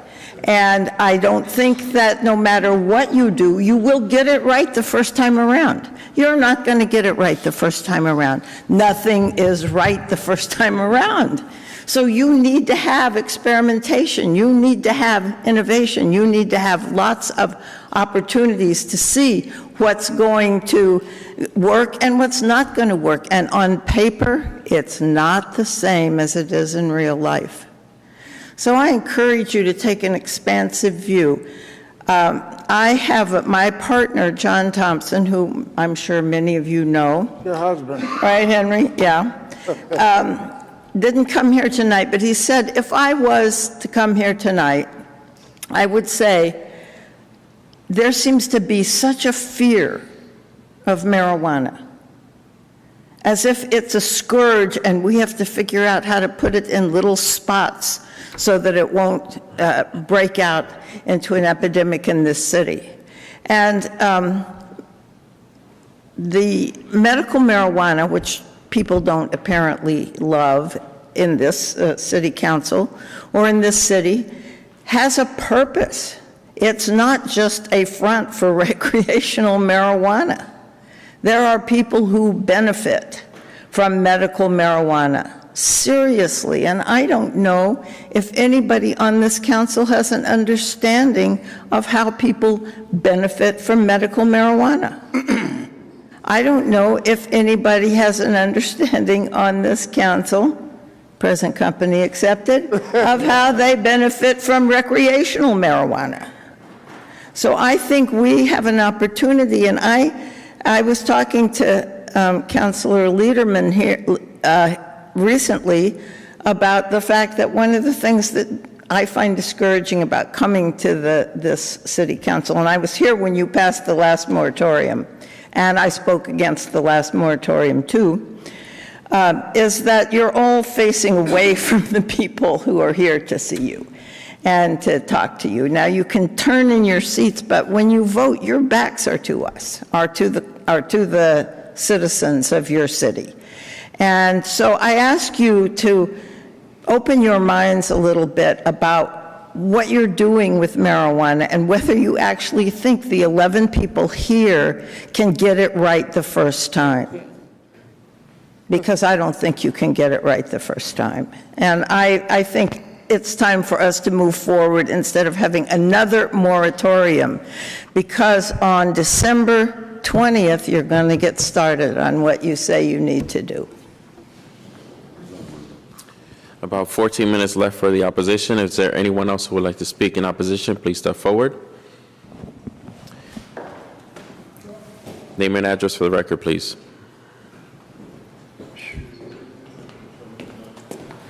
Frank Daly, 109 Pennsylvania Ave. I'm not speaking for or against the moratorium. Holyoke has a moratorium until December 31st. I'm sure everybody's aware of that. What I am recommending is that the education part of this, is I don't think people understand the market, the industry. I was actually impressed by the city attorney's knowledge of the industry. But extraction is a difficult process, and there are many ways to do it. So there's also CO2 extraction, which doesn't have the same safety hazards that butane would have. So there are other ways to do it safely. So the one thing I recommend to the council is to get educated on the industry itself. Thank you.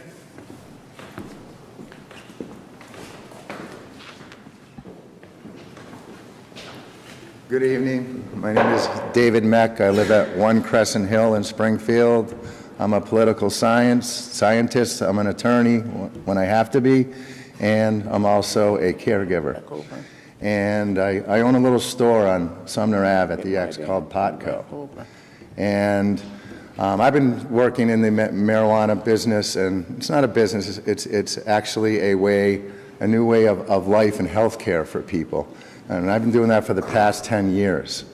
And I've done it in Arizona, in California, and I understand, you know, the job the city council and Mr. Pakula and the folks here face in implementing what is actually a much broader draft of rules than we even expected. And I was amazingly surprised at the amazing job the Cannabis Commission did in drafting these new rules.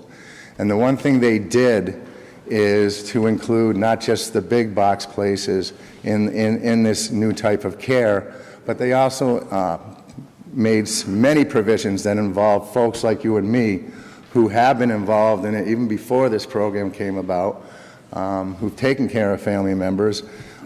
They've added so many different categories where everyone gets involved. Some of them are delivery, some of them are what they call growing cooperatives, which I'll get to in a minute, and they even are going to allow it in bowling alleys, which I think we're going to see some pretty high scores after that. But what I want to stress is one thing I was really impressed about the Cannabis Commission is their inclusion of growing collectives. And that model is used in California, it's used in Maine, where folks get together and they can economically grow marijuana for folks who really need it. And that's the whole thing about the recreational program. And I don't like that name, recreational, because as Council said before, a lot of people who want to use marijuana for their medical purposes are doing it for that very purpose. And so I would rather call this the affordable marijuana program, because a lot of folks don't have the $200 to go to the dispensary, to go to the doctor, and then pay the prices to go to the few dispensaries that are around. So I'd like to take an example of this collective and an example of a citizen of Springfield, and we'll call the collective hypothetically the Forest Park Flower Power Association, and we can call this individual Potsquatch. And Potsquatch lives in Springfield, okay, and he finds out in June that he's got cancer. Okay, now Potsquatch, his mom, he watched her die of a brain tumor after surviving breast cancer. He watched his dad die of lung cancer. And he said to himself, you know what, if I ever get cancer, and I watched my grandfather, and he said I watched my grandmother, and I watched my aunt, my uncle die of cancer. That's what happens in our family. And you know what? Chemo didn't work. Chemo suppresses your immune system. Marijuana raises your immune system, and it's been proven that marijuana effectively retards the growth of cancer. Nothing cures cancer, but marijuana is the only thing that's been proven to effectively retard the growth of cells, cancer cells. Now, Potsquatch here now wants to not do the chemo. He would like to do something what is called Rick Simpson oil. Now, Rick Simpson oil is made from taking a large amount of marijuana and reducing it down by distillation to a small amount, maybe 23 grams out of a pound. And that person will take just a little bit every day, just a tiny, tiny bit every day for the next 3 months. And it's been shown that more often than even with chemo patients, a lot of patients who are receptive to this do really, really well. And you don't even have to do it with Rick Simpson oil made from THC. You can also, there's another thing in marijuana, there's a thing in grapefruit, and it's in our bodies. We make it, and it's called cannabinoids. We make cannabinoids, or CBDs. And a lot of people choose to make their Rick Simpson oil with a higher amount of CBD and a lower amount of THC. So this person now who would like to use this product, which may have a high amount of CBD, doesn't get them high, but a lower amount of THC, which is going to, it's called the entourage effect. They work together well, but now June 1st, he wants to start taking that, or July 1st, but he can't because we didn't work on the rules now and then tweak them once the tweaks come from the state. So now this gentleman is forced to either go through chemo for the next 3 months from July through September or obtain the Rick Simpson oil illegally. He can't afford to go to the dispensary, so his options are very, very limited. Now, what he could have in July, if we don't enact this moratorium, is a group of caregivers up in Forest Park who have been growing this medicine. And these people are growing medicine right now, and they're not going to have to start up and become a collective in July, because the medicine they're growing right now could save that gentleman's life in July if he's allowed to start it. So I just ask you, before you worry about moratoriums on establishments, worry about moratoriums on people. And please do not make anyone wait any longer they have to get the treatment they need. And lastly, I'd just like to thank you for your time, and just to say, please let my people grow. Thank you. About seven minutes left for the opposition. Is there anyone else who would like to speak in opposition? Please step forward.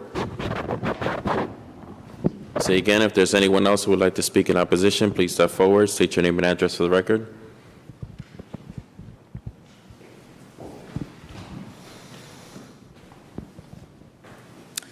Good evening, Eric Anderson, 970 Bradley Road, Springfield, Mass. If I may, I'd just like to read to the council for one moment with regard to the usage of the word marijuana. And I think we all realize how important language is and how language changes over time, so I'll be brief with my reading. Prior to 1910, and this is from Leaf Fly, which is a cannabis publication, but it says marijuana didn't exist as a word in American culture. Rather, cannabis was used most often in reference to medicines and remedies for common household ailments. in the early 1900s, what have now become pharmaceutical giants, Bristol Myers, et cetera, used to include cannabis and cannabis extracts in their medicines. My point being, I think it all starts with our language and the language that we use. And I know marijuana, pot, weed, and all the other terms are funny, but this is not a funny situation because, as others have said, the voters have spoken. To say something is not a stall tactic, I don't know if that's the case or not, but it's time to move forward. Collectively, I believe it's time to move forward. And I would also say that if there's anyone that is in the press to change your language with regard to the plant, it's cannabis. You know, and marijuana was a word that was used rather salaciously before prohibition of it began. So once we change our language, we can then begin to change our mindsets about it. So I would just add that to the conversation. Thank you. 5 minutes left for the opposition. If there's anyone else who would like to speak in opposition of the moratorium, please step forward, state your name and address for the record. Hi, yes, Sean Mullen, 82 Green Lane. I just was slightly confused by what the solicitor had said, because in most states where marijuana is legal, cultivation and sales are separately regulated. Initially, when marijuana was legalized in states like Colorado and Washington, they thought there'd be a lot of mid and small-sized cultivators, but in the end, most cultivation has been done in large-scale facilities, such as the one proposed in Lakeville, Massachusetts, out in southeastern Massachusetts. I don't understand why we could not separate cultivation and production from sales, and why it would be so difficult to institute regulations for sales. The voters of the state approved the medical use of marijuana in 2012. We're now in the year 2018, and there is still no operating facility in Springfield that offers medical marijuana. I understand it's been approved and will be opening soon. But the voters of the state and in the city saw how long it took then and see this as yet another delaying tactic, as talking before about how difficult it has been for people to access medicinal marijuana, never mind recreational marijuana. This has been a long time coming, and I understand that the state took its time in terms of approving regulations, but people have been aware of this. California approved legalized marijuana in the exact same election that Massachusetts did in 2016, and they began commercial sales on January 1st. So I don't understand why we're required to take twice as long to do it. Thank you. 3 minutes left. Is there anyone else who would like to speak in opposition? Please step forward. Is there anyone else who would like to speak in opposition? Please step forward. Mr. President. See none. Councilor Twiggs. I'm not sure if I want to speak against it or for it. I just want to speak, sir, while I am still awake. There have been several people that have come forward that have spoken, and I've agreed with several of them in terms of the use. I understand that government wheels work very, very slowly, and I suspect many of the people in the audience understand that government works slowly. I think to try and get an understanding of what they're going to ask us to do. Now, one of the first concerns that I have is I can recall in 2014, we voted to extend, I give us 6 months. Phil, would you please come forward? We gave a 6 months extension on medical marijuana. As my understanding is, we didn't take that much time. Well, I'm not sure that's correct, but I'd have to double check. I believe it was closer to a year, but we got the regulations done. I think the planning department has a pretty good track record of, and I was part of, you know, the cell tower moratorium, which was a year, the digital billboard moratorium, which was a year. But we were able to get those regulations drafted and approved well before the timeline was finished. So I understand there may be some skepticism about that. I do believe working diligently, as Attorney Davis has been doing, and working in conjunction with the Pioneer Valley Planning Commission, we can get these turned around in a relatively short time. Well, I tend to agree with you that even if the extension was for a year, that it was done, the work that you were requesting the extension for was done in less time. So what we're doing now is you're asking for about a year's extension, or until Correct. such time as the planning department can. Correct, or until the regulations are adopted. Yeah. Now, it's my understanding that the state is playing a big role in that, in as much as they're not giving you regulations to deal with that's impacting on what we can do as a city. The larger question for me is the U.S. Attorney General session has placed another major obstacles on us, and I don't think you might be able to understand that, but I'd have to. Attorney, Solicitor, how are we being impacted by the state U.S. Attorney General's? Well, again, I don't want to profess an expertise, but from the reading that I have done, there's a few issues. First, it has had a chilling effect, I think, with some investors. I would point in particular to the banking industry. As far as I know, there's only one bank right now that is working with marijuana establishments, Century Bank, and I don't believe they're accepting any new customers. So the financial aspects are difficult. It's not something that credit cards or a bank, it's going to be a cash business, which adds another level of complexity to this.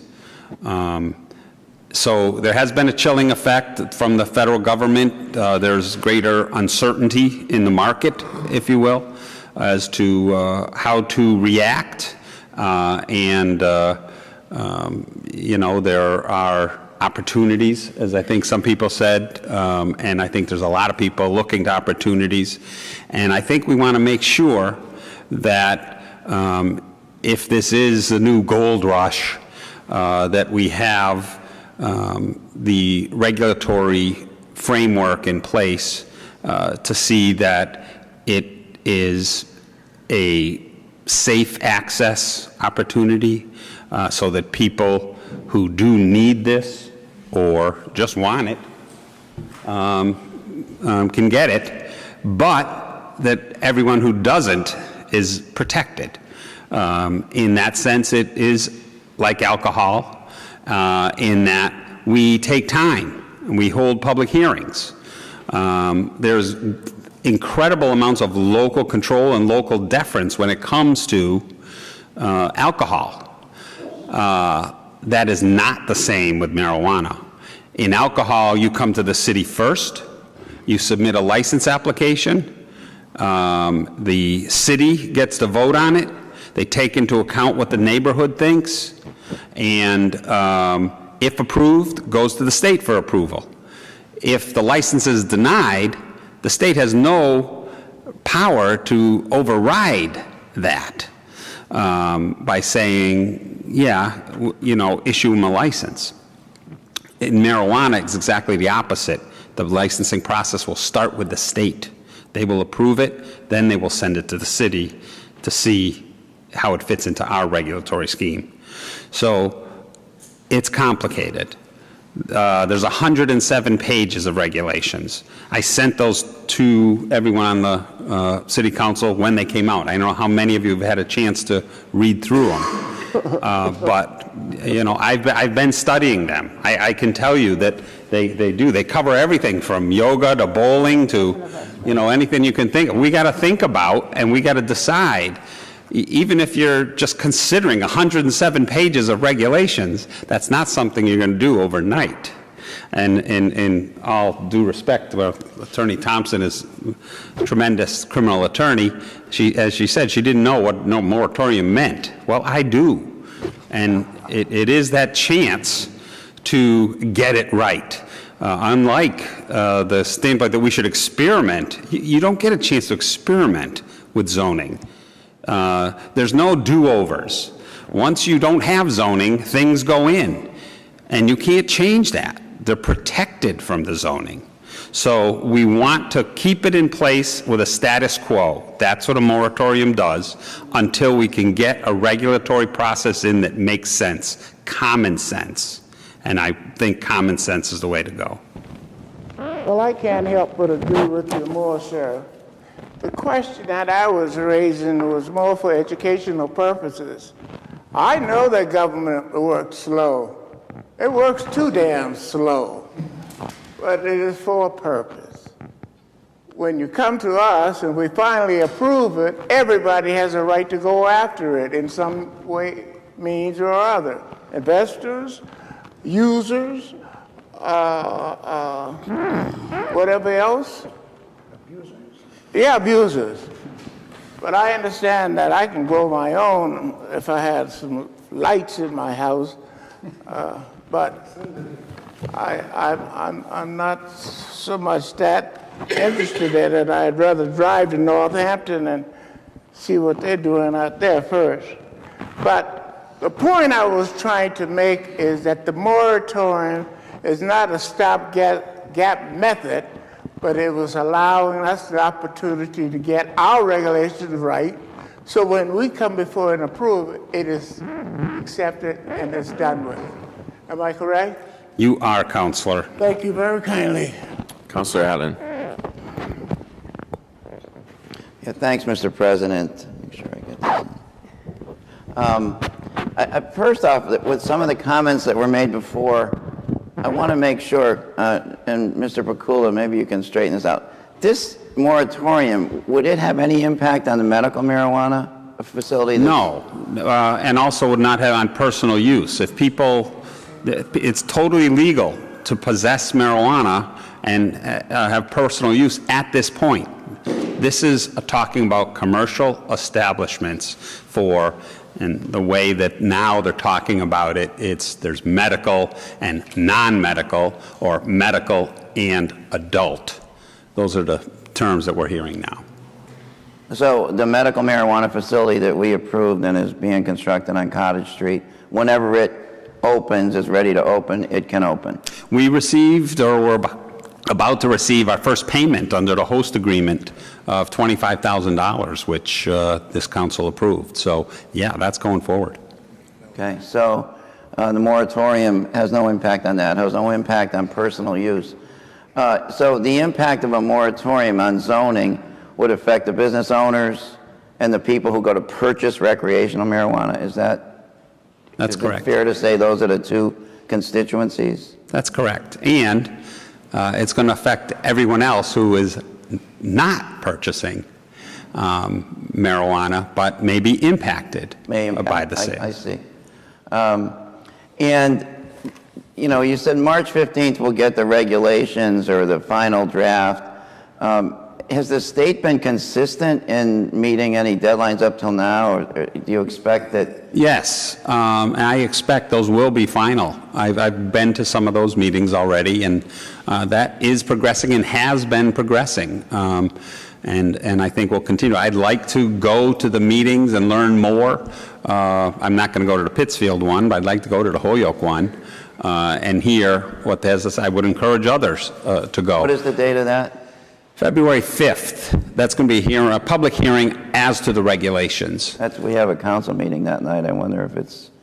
Well, I'll be here for that. You're right. So the other aspect, of course, is this isn't just a brief that we need some extra time to file. You know, this is a whole process to try to have all the interests and all the stakeholders have a chance to express their view on the regulations, which have not been in final form and will be, but it's a very short window. You're not even going to be able to meet your publication requirements to hold the public hearings in that short window of time.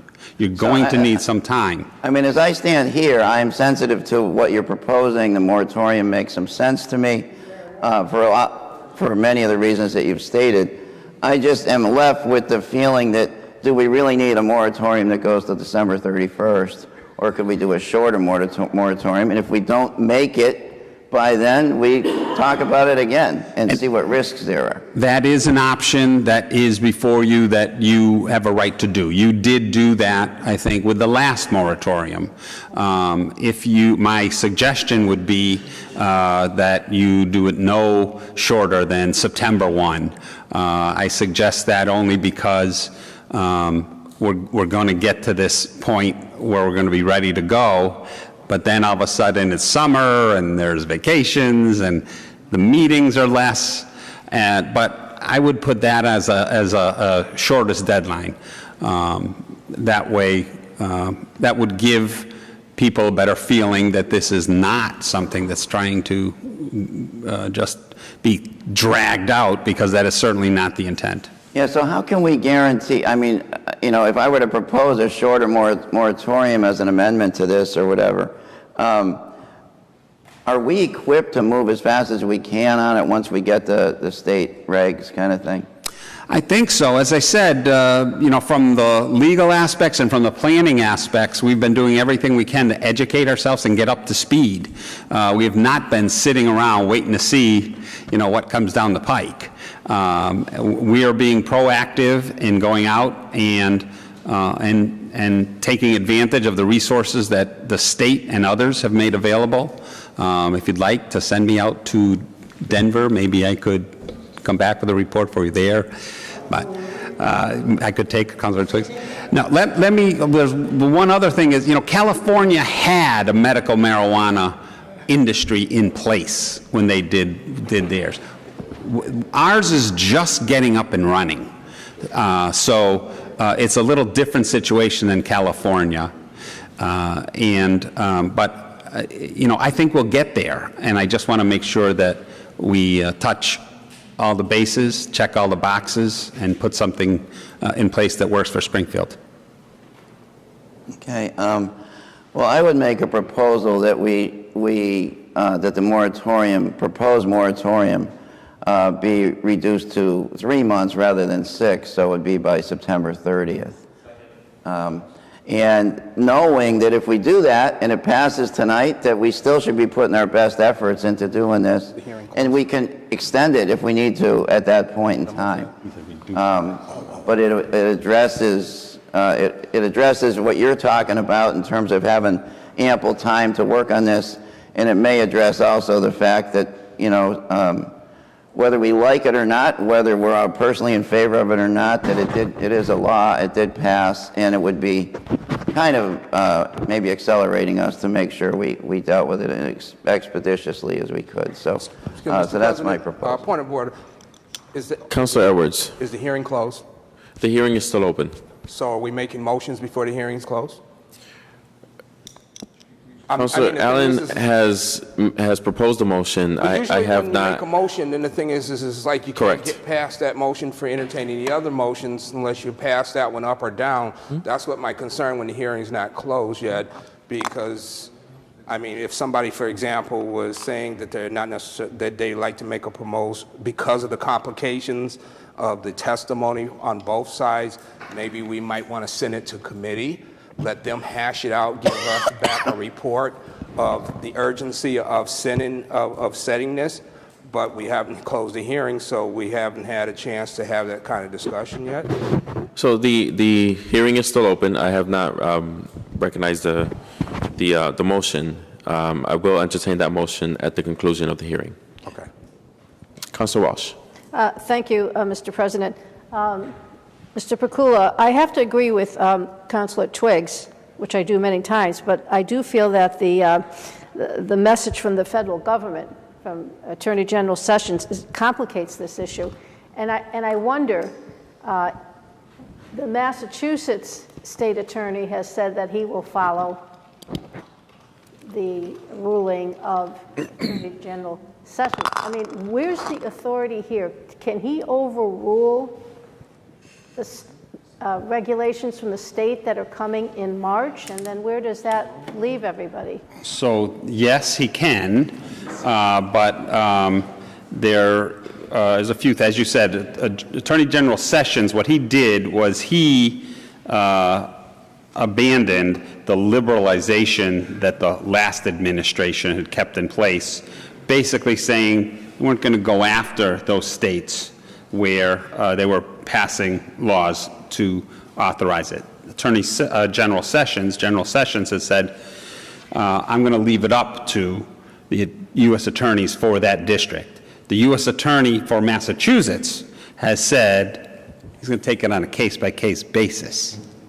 So it's really not clear what that means. As I said, that just puts more mud in the water. Well, that's what I'm saying. And that's why it said it is the type of thing that can scare off investors. It does not help banks, doesn't give them any more confidence. If we're trying to build some new industry like Holyoke and East Hampton are looking to reuse their old mill space for. But from Springfield's perspective, regardless of what's happening there, as a government, I think we have an obligation to have our own scheme, own regulatory framework that works for our citizens, that takes into account the fact of what was voted on and takes into account how we're going to move forward in the best interests of public health, safety, and welfare.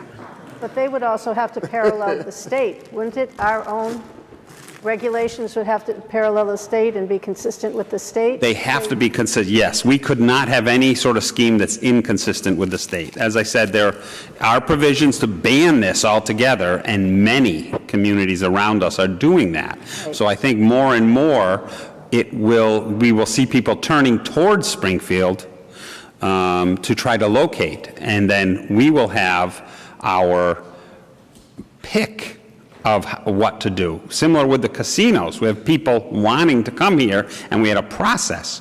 Well, we need to put something in place of how we're going to deal with it here. What is our local licensing scheme going to be, and how will it be consistent with the state process? And we can pick the criteria as we evaluate proposals, and we can put the process in place. It's the best way to review those proposals and take the cream of the crop. Yeah, of course we want Springfield to get the best deal. Where does the discussion come in, or who determines the tax and what? This body. We determine that, and that's after all these regulations are clear, or is that part of the regulations that? That's something that we'd like to come to the council with. President Ramos has been speaking with the law department about that and asked us to expediting that, and that's something we're planning to have a meeting on in the near future. Okay, now the public hearings you referred to, would we be required, is the 11-member council, would we be? Yes, you know, you never know. You never know. What people were smoking or whatever. I recognize there's 13 people here. I'm sure. But yes, this body, I think, similar to what the state's doing, should probably have some hearings to get input. Right. I mean, and I almost wish we're having this discussion tonight. It's late at night. I mean, I almost wish we had had a pre-meeting before we had this meeting and take the vote. I also wish that I knew more about what happened on the planning board. Were they all in favor? You know, what's the genesis of this? But, you know, we're faced with it, so we'll do it. But there also is, you know, compelling testimony from both sides.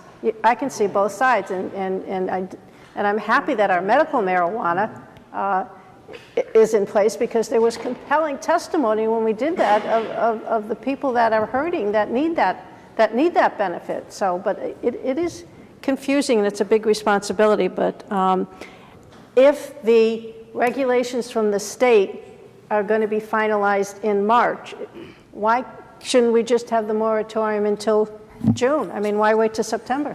You're not going to have time to have hearings in 45 days. There's publications. Okay. You have to 2 consecutive. So there's a reason. Yes. This is not, as I said, just let's file a brief. Right. There's a process that has to be gone through, that you have to go through.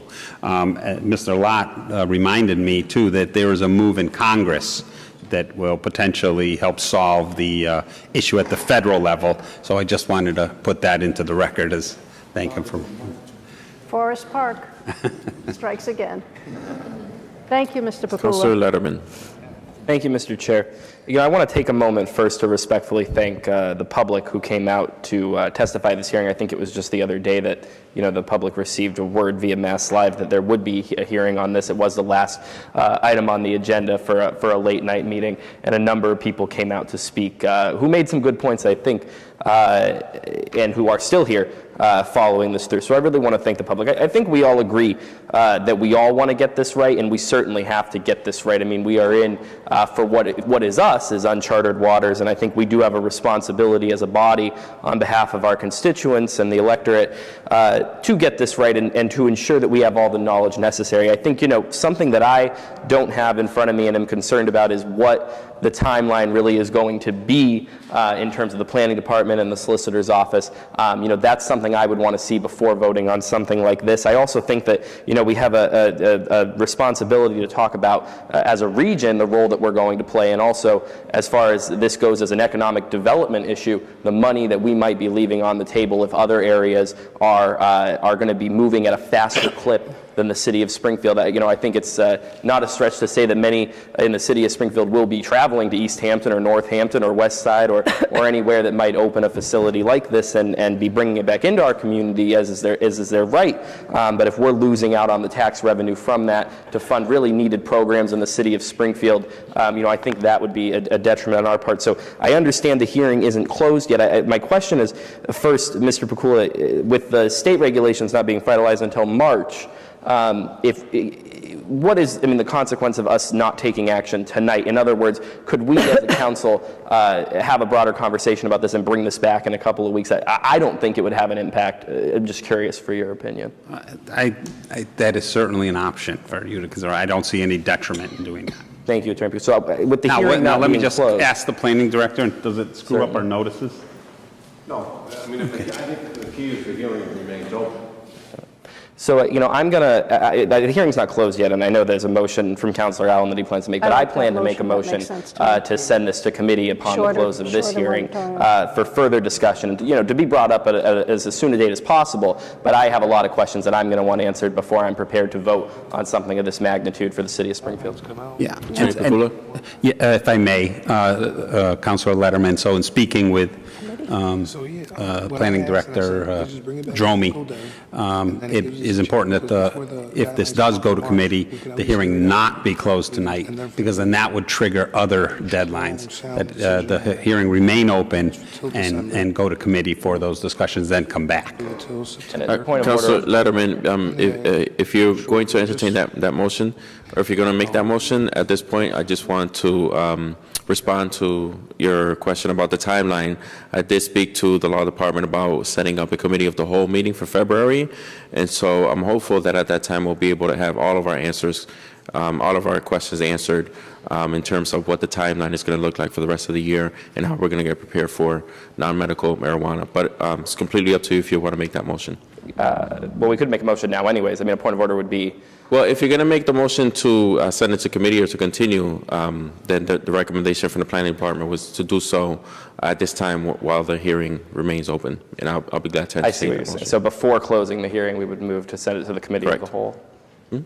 That would be the appropriate... send it to if you're going to send this item to committee, then I will assign it to the Economic Development Subcommittee, and the hearing will remain open if you make that motion at this time.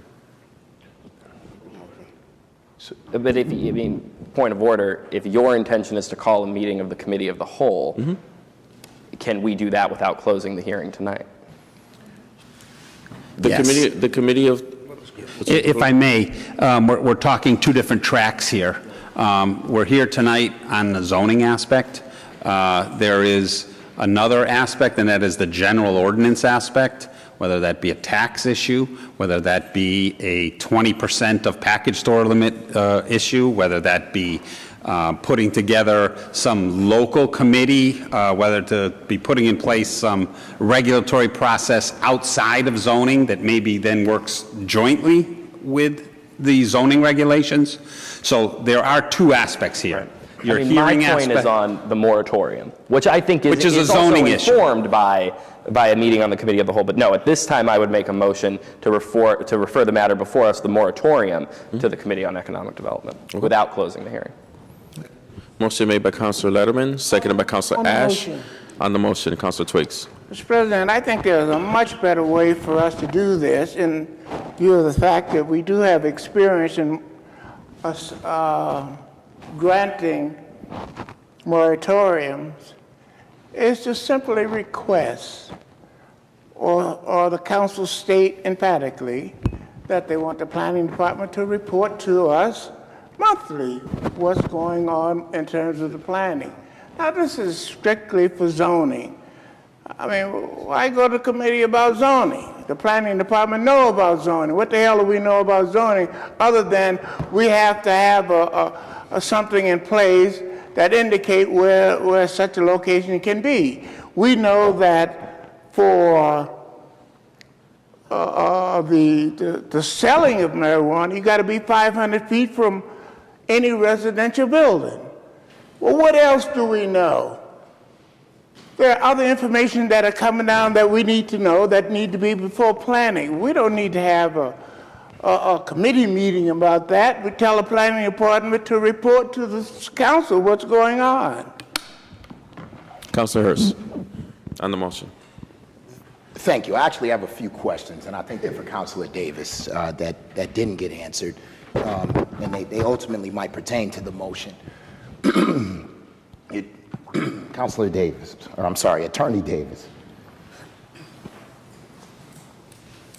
Excuse me. So the Cannabis Control Commission is set to issue their final regulations March 1st, correct? March 15th. March 15th, okay. And Ides of March. and the state will be accepting applications on April 1st? Yes. Okay, and the state will start issuing licenses by June? July 1st. By July 1st, okay. How many licenses will they issue? Do we know? I know there is priority applicants, so registered marijuana dispensaries get the first bite at the apple. The first 75 go to RMDs. Okay, and so if the first 75 go to medical marijuana dispensaries, if there are not 75, is there a process that the state will be following when issuing the rest of the licenses? So if there is not 75, they will begin, I want to say they begin accepting applications July 1st for additional applicants, but I'm not 100% sure. And they can only give 75 retailers, 75 manufacturer, and 75 cultivator. So if you have, do you have any idea how many medical marijuana dispensaries there are in the state of Mass, roughly? Operating, I believe there's 19 the last time I checked. But as far as the priority applicant, it applies to both operating and those that have been provisionally certified. And so do you have a number of those who might be provisionally certified? Do you have a rough number? I believe it's in the hundreds. Okay, and so if out of that 100, let's say only 50 apply, then what happens with the other, how does the state determine the other 25 applicants? I believe then it's open to all applicants. So if we have a moratorium in place and the state only receives 50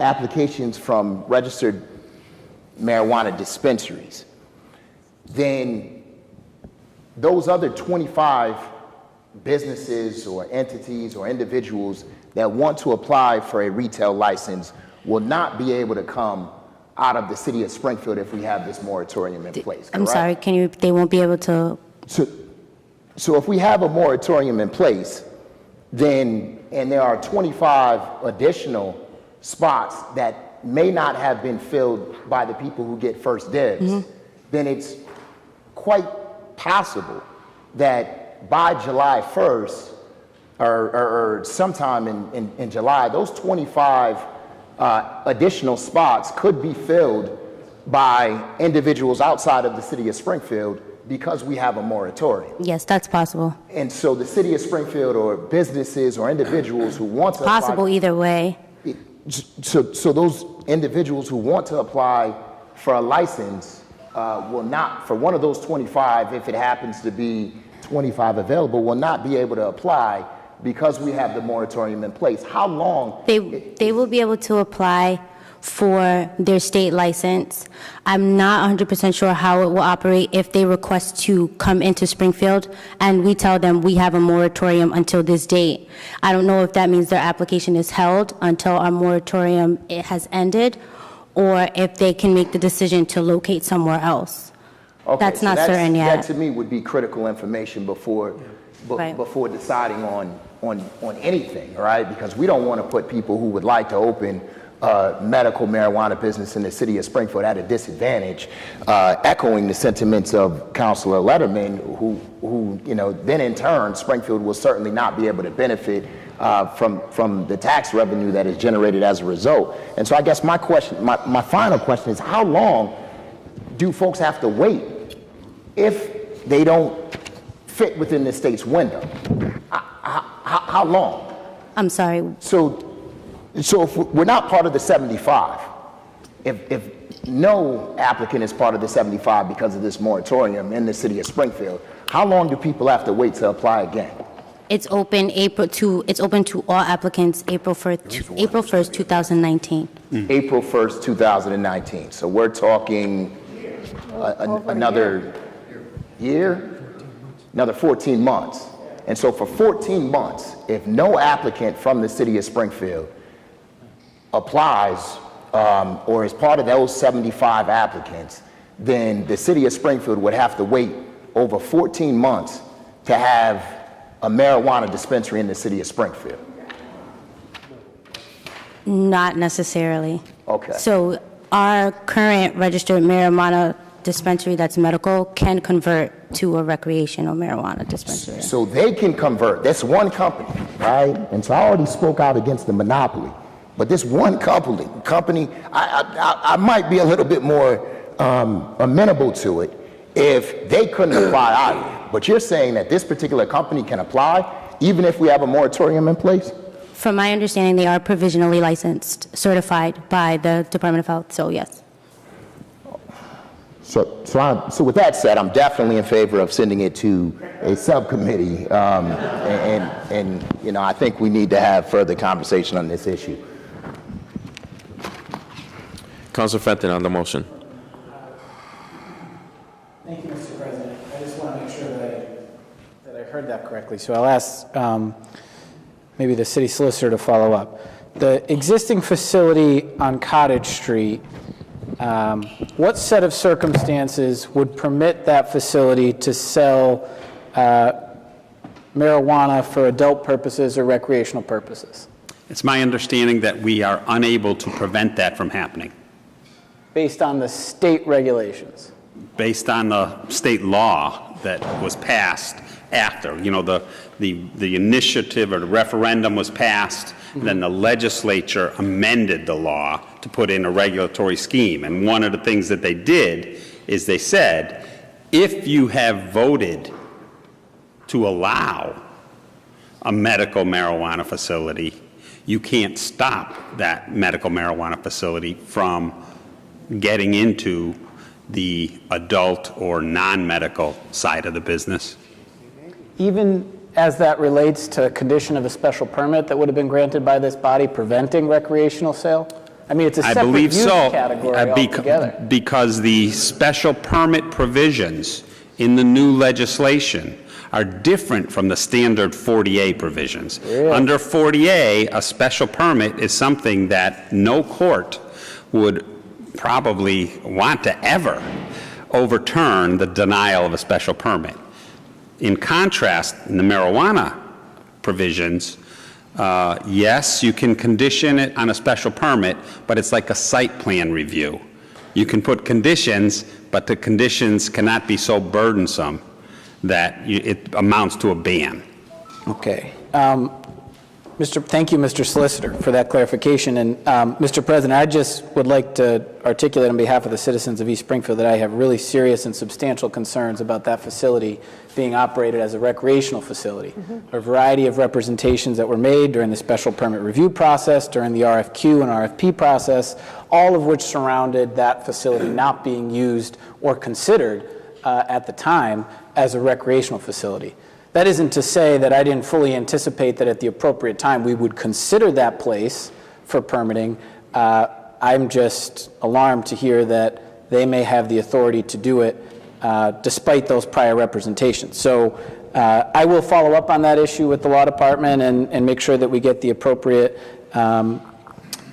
legal memorandum and the appropriate vetting through the neighborhood council for that site. But in light of the special permit that's outstanding, as well as the host community agreement that we have with them, I think that this definitely changes the character of the use that we anticipated at that site on Cottage Street. That's number one.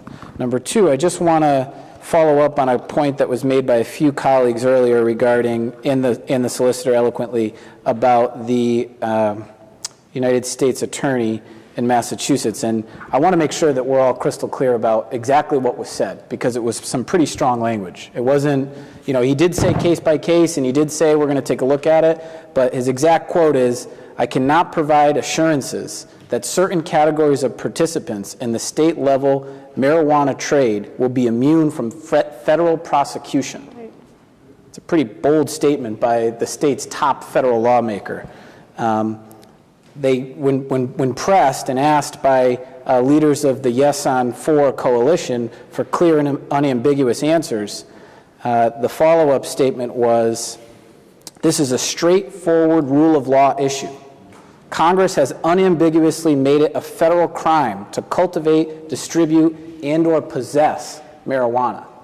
So there are a lot of unanswered questions here. And the United States Attorney for the District of Massachusetts has made some pretty bold statements about the future for federal prosecution here in Massachusetts as it pertains to this state and now municipal allowed use in some contexts.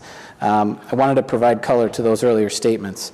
And I had some questions about the medical marijuana facility and the future of that, but there are so many now as a result of this understanding that I've now reached because of the statements from Attorneys Pakula and Davis that I don't expect that we'll be able to resolve them at this late hour, and I don't think it's a fruitful exercise to start to go through them. So I will do that independent research at a later date.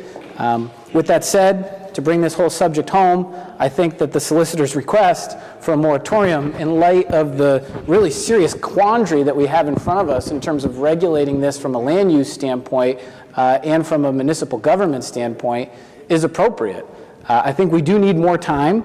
I'm not opposed to a 6-month moratorium, but I think that the 12-month request is reasonable on its face. So I'm hopeful that we can resolve this tonight in terms of a moratorium to give the law department the flexibility that it needs to advise us properly, and certainly welcome committee meetings in the meantime and requests for follow-up from the planning department. I just don't think that we need to send the request for moratorium to committee in order to be able to get that feedback. So I'm speaking in opposition to the referral to committee in hopes that we can pass some form of a moratorium this evening and have those discussions on an ongoing basis. Councilor Gomez. On the motion, Mr. President, thank you. Just knowing the fact that this facility on Cottage Street can operate as a recreational center, regardless, the moratorium means nothing, because we're still going to have a recreational center come July 1st. So at the end of the day, bringing it back to a moratorium or not, realistically, we're still going to have a recreational center.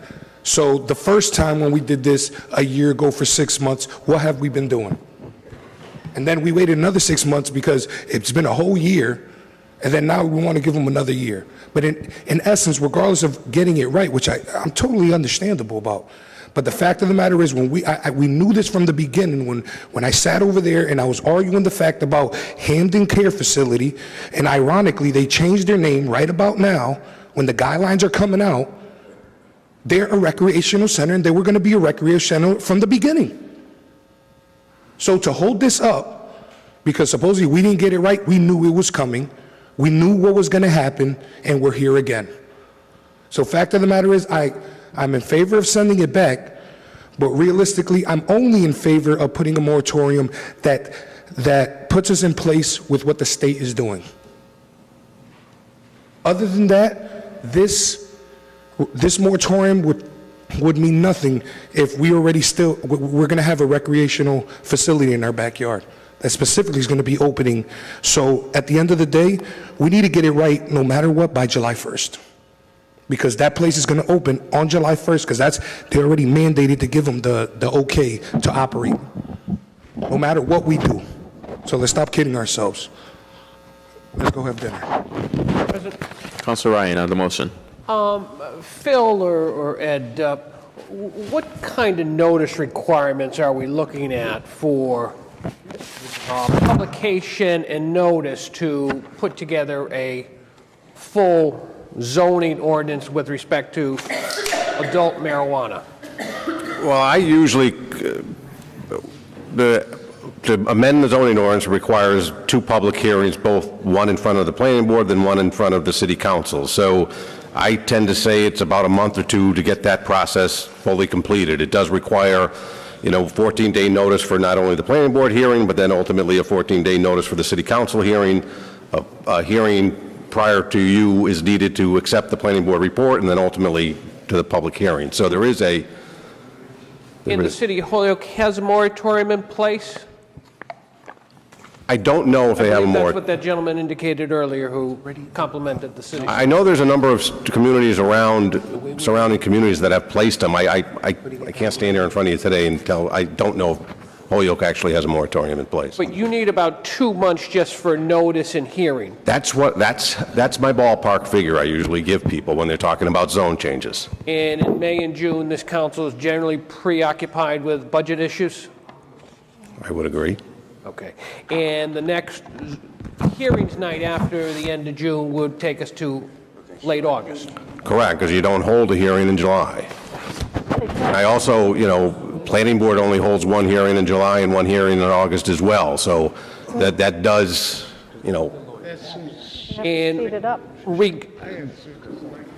Ed, I have here Chapter 55, which was the act passed it's the act, Chapter 55 of the Acts of 2017, and this is the state act with respect to the whole of the marijuana, and that was passed back in July of last year. And even though it's been 6+ months, they still have yet to finalize regs. They don't expect to finalize regs for another month and a half? March 15th. March 15th. Okay.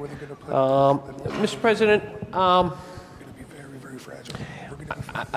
I agree with the city solicitor. We have one chance to get it right.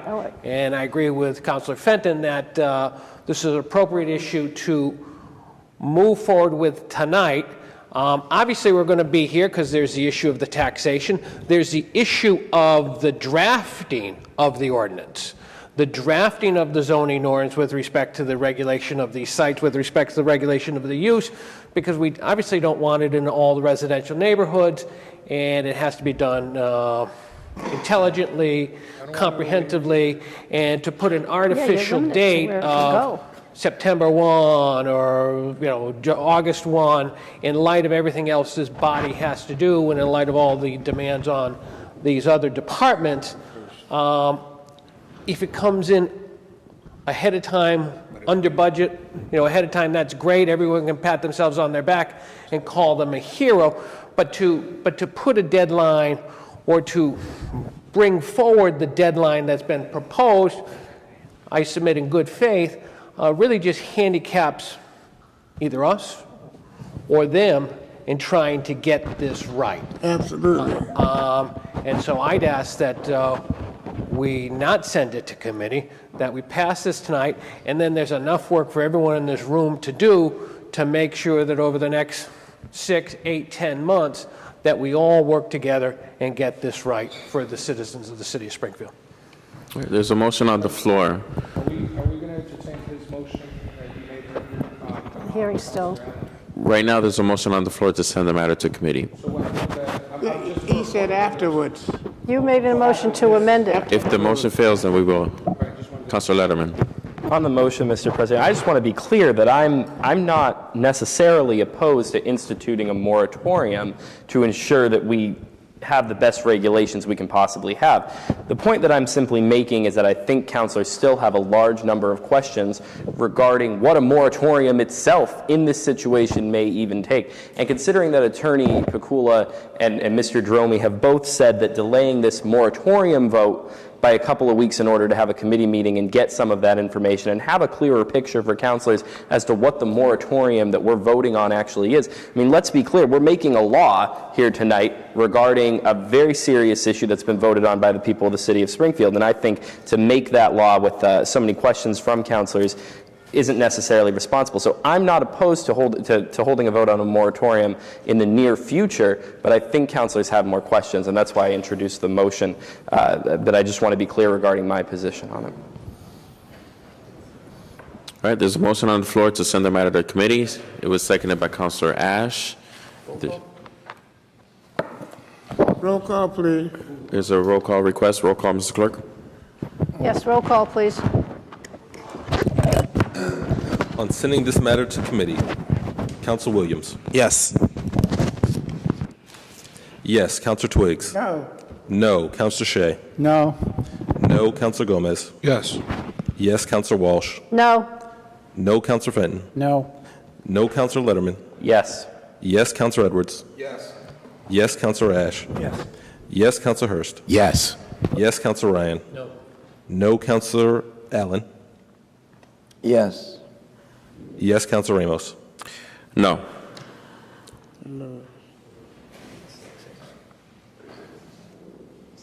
That's 7. That's It's 8 yes. So you the said no, that's 7. the motion passes? Motion passes. Motion passes. The matter is sent to the Economic Development Subcommittee chaired by Council Gomez. So any further business before the council? There's no further business. No further business. Our next meeting is February 5th. Meeting adjourned.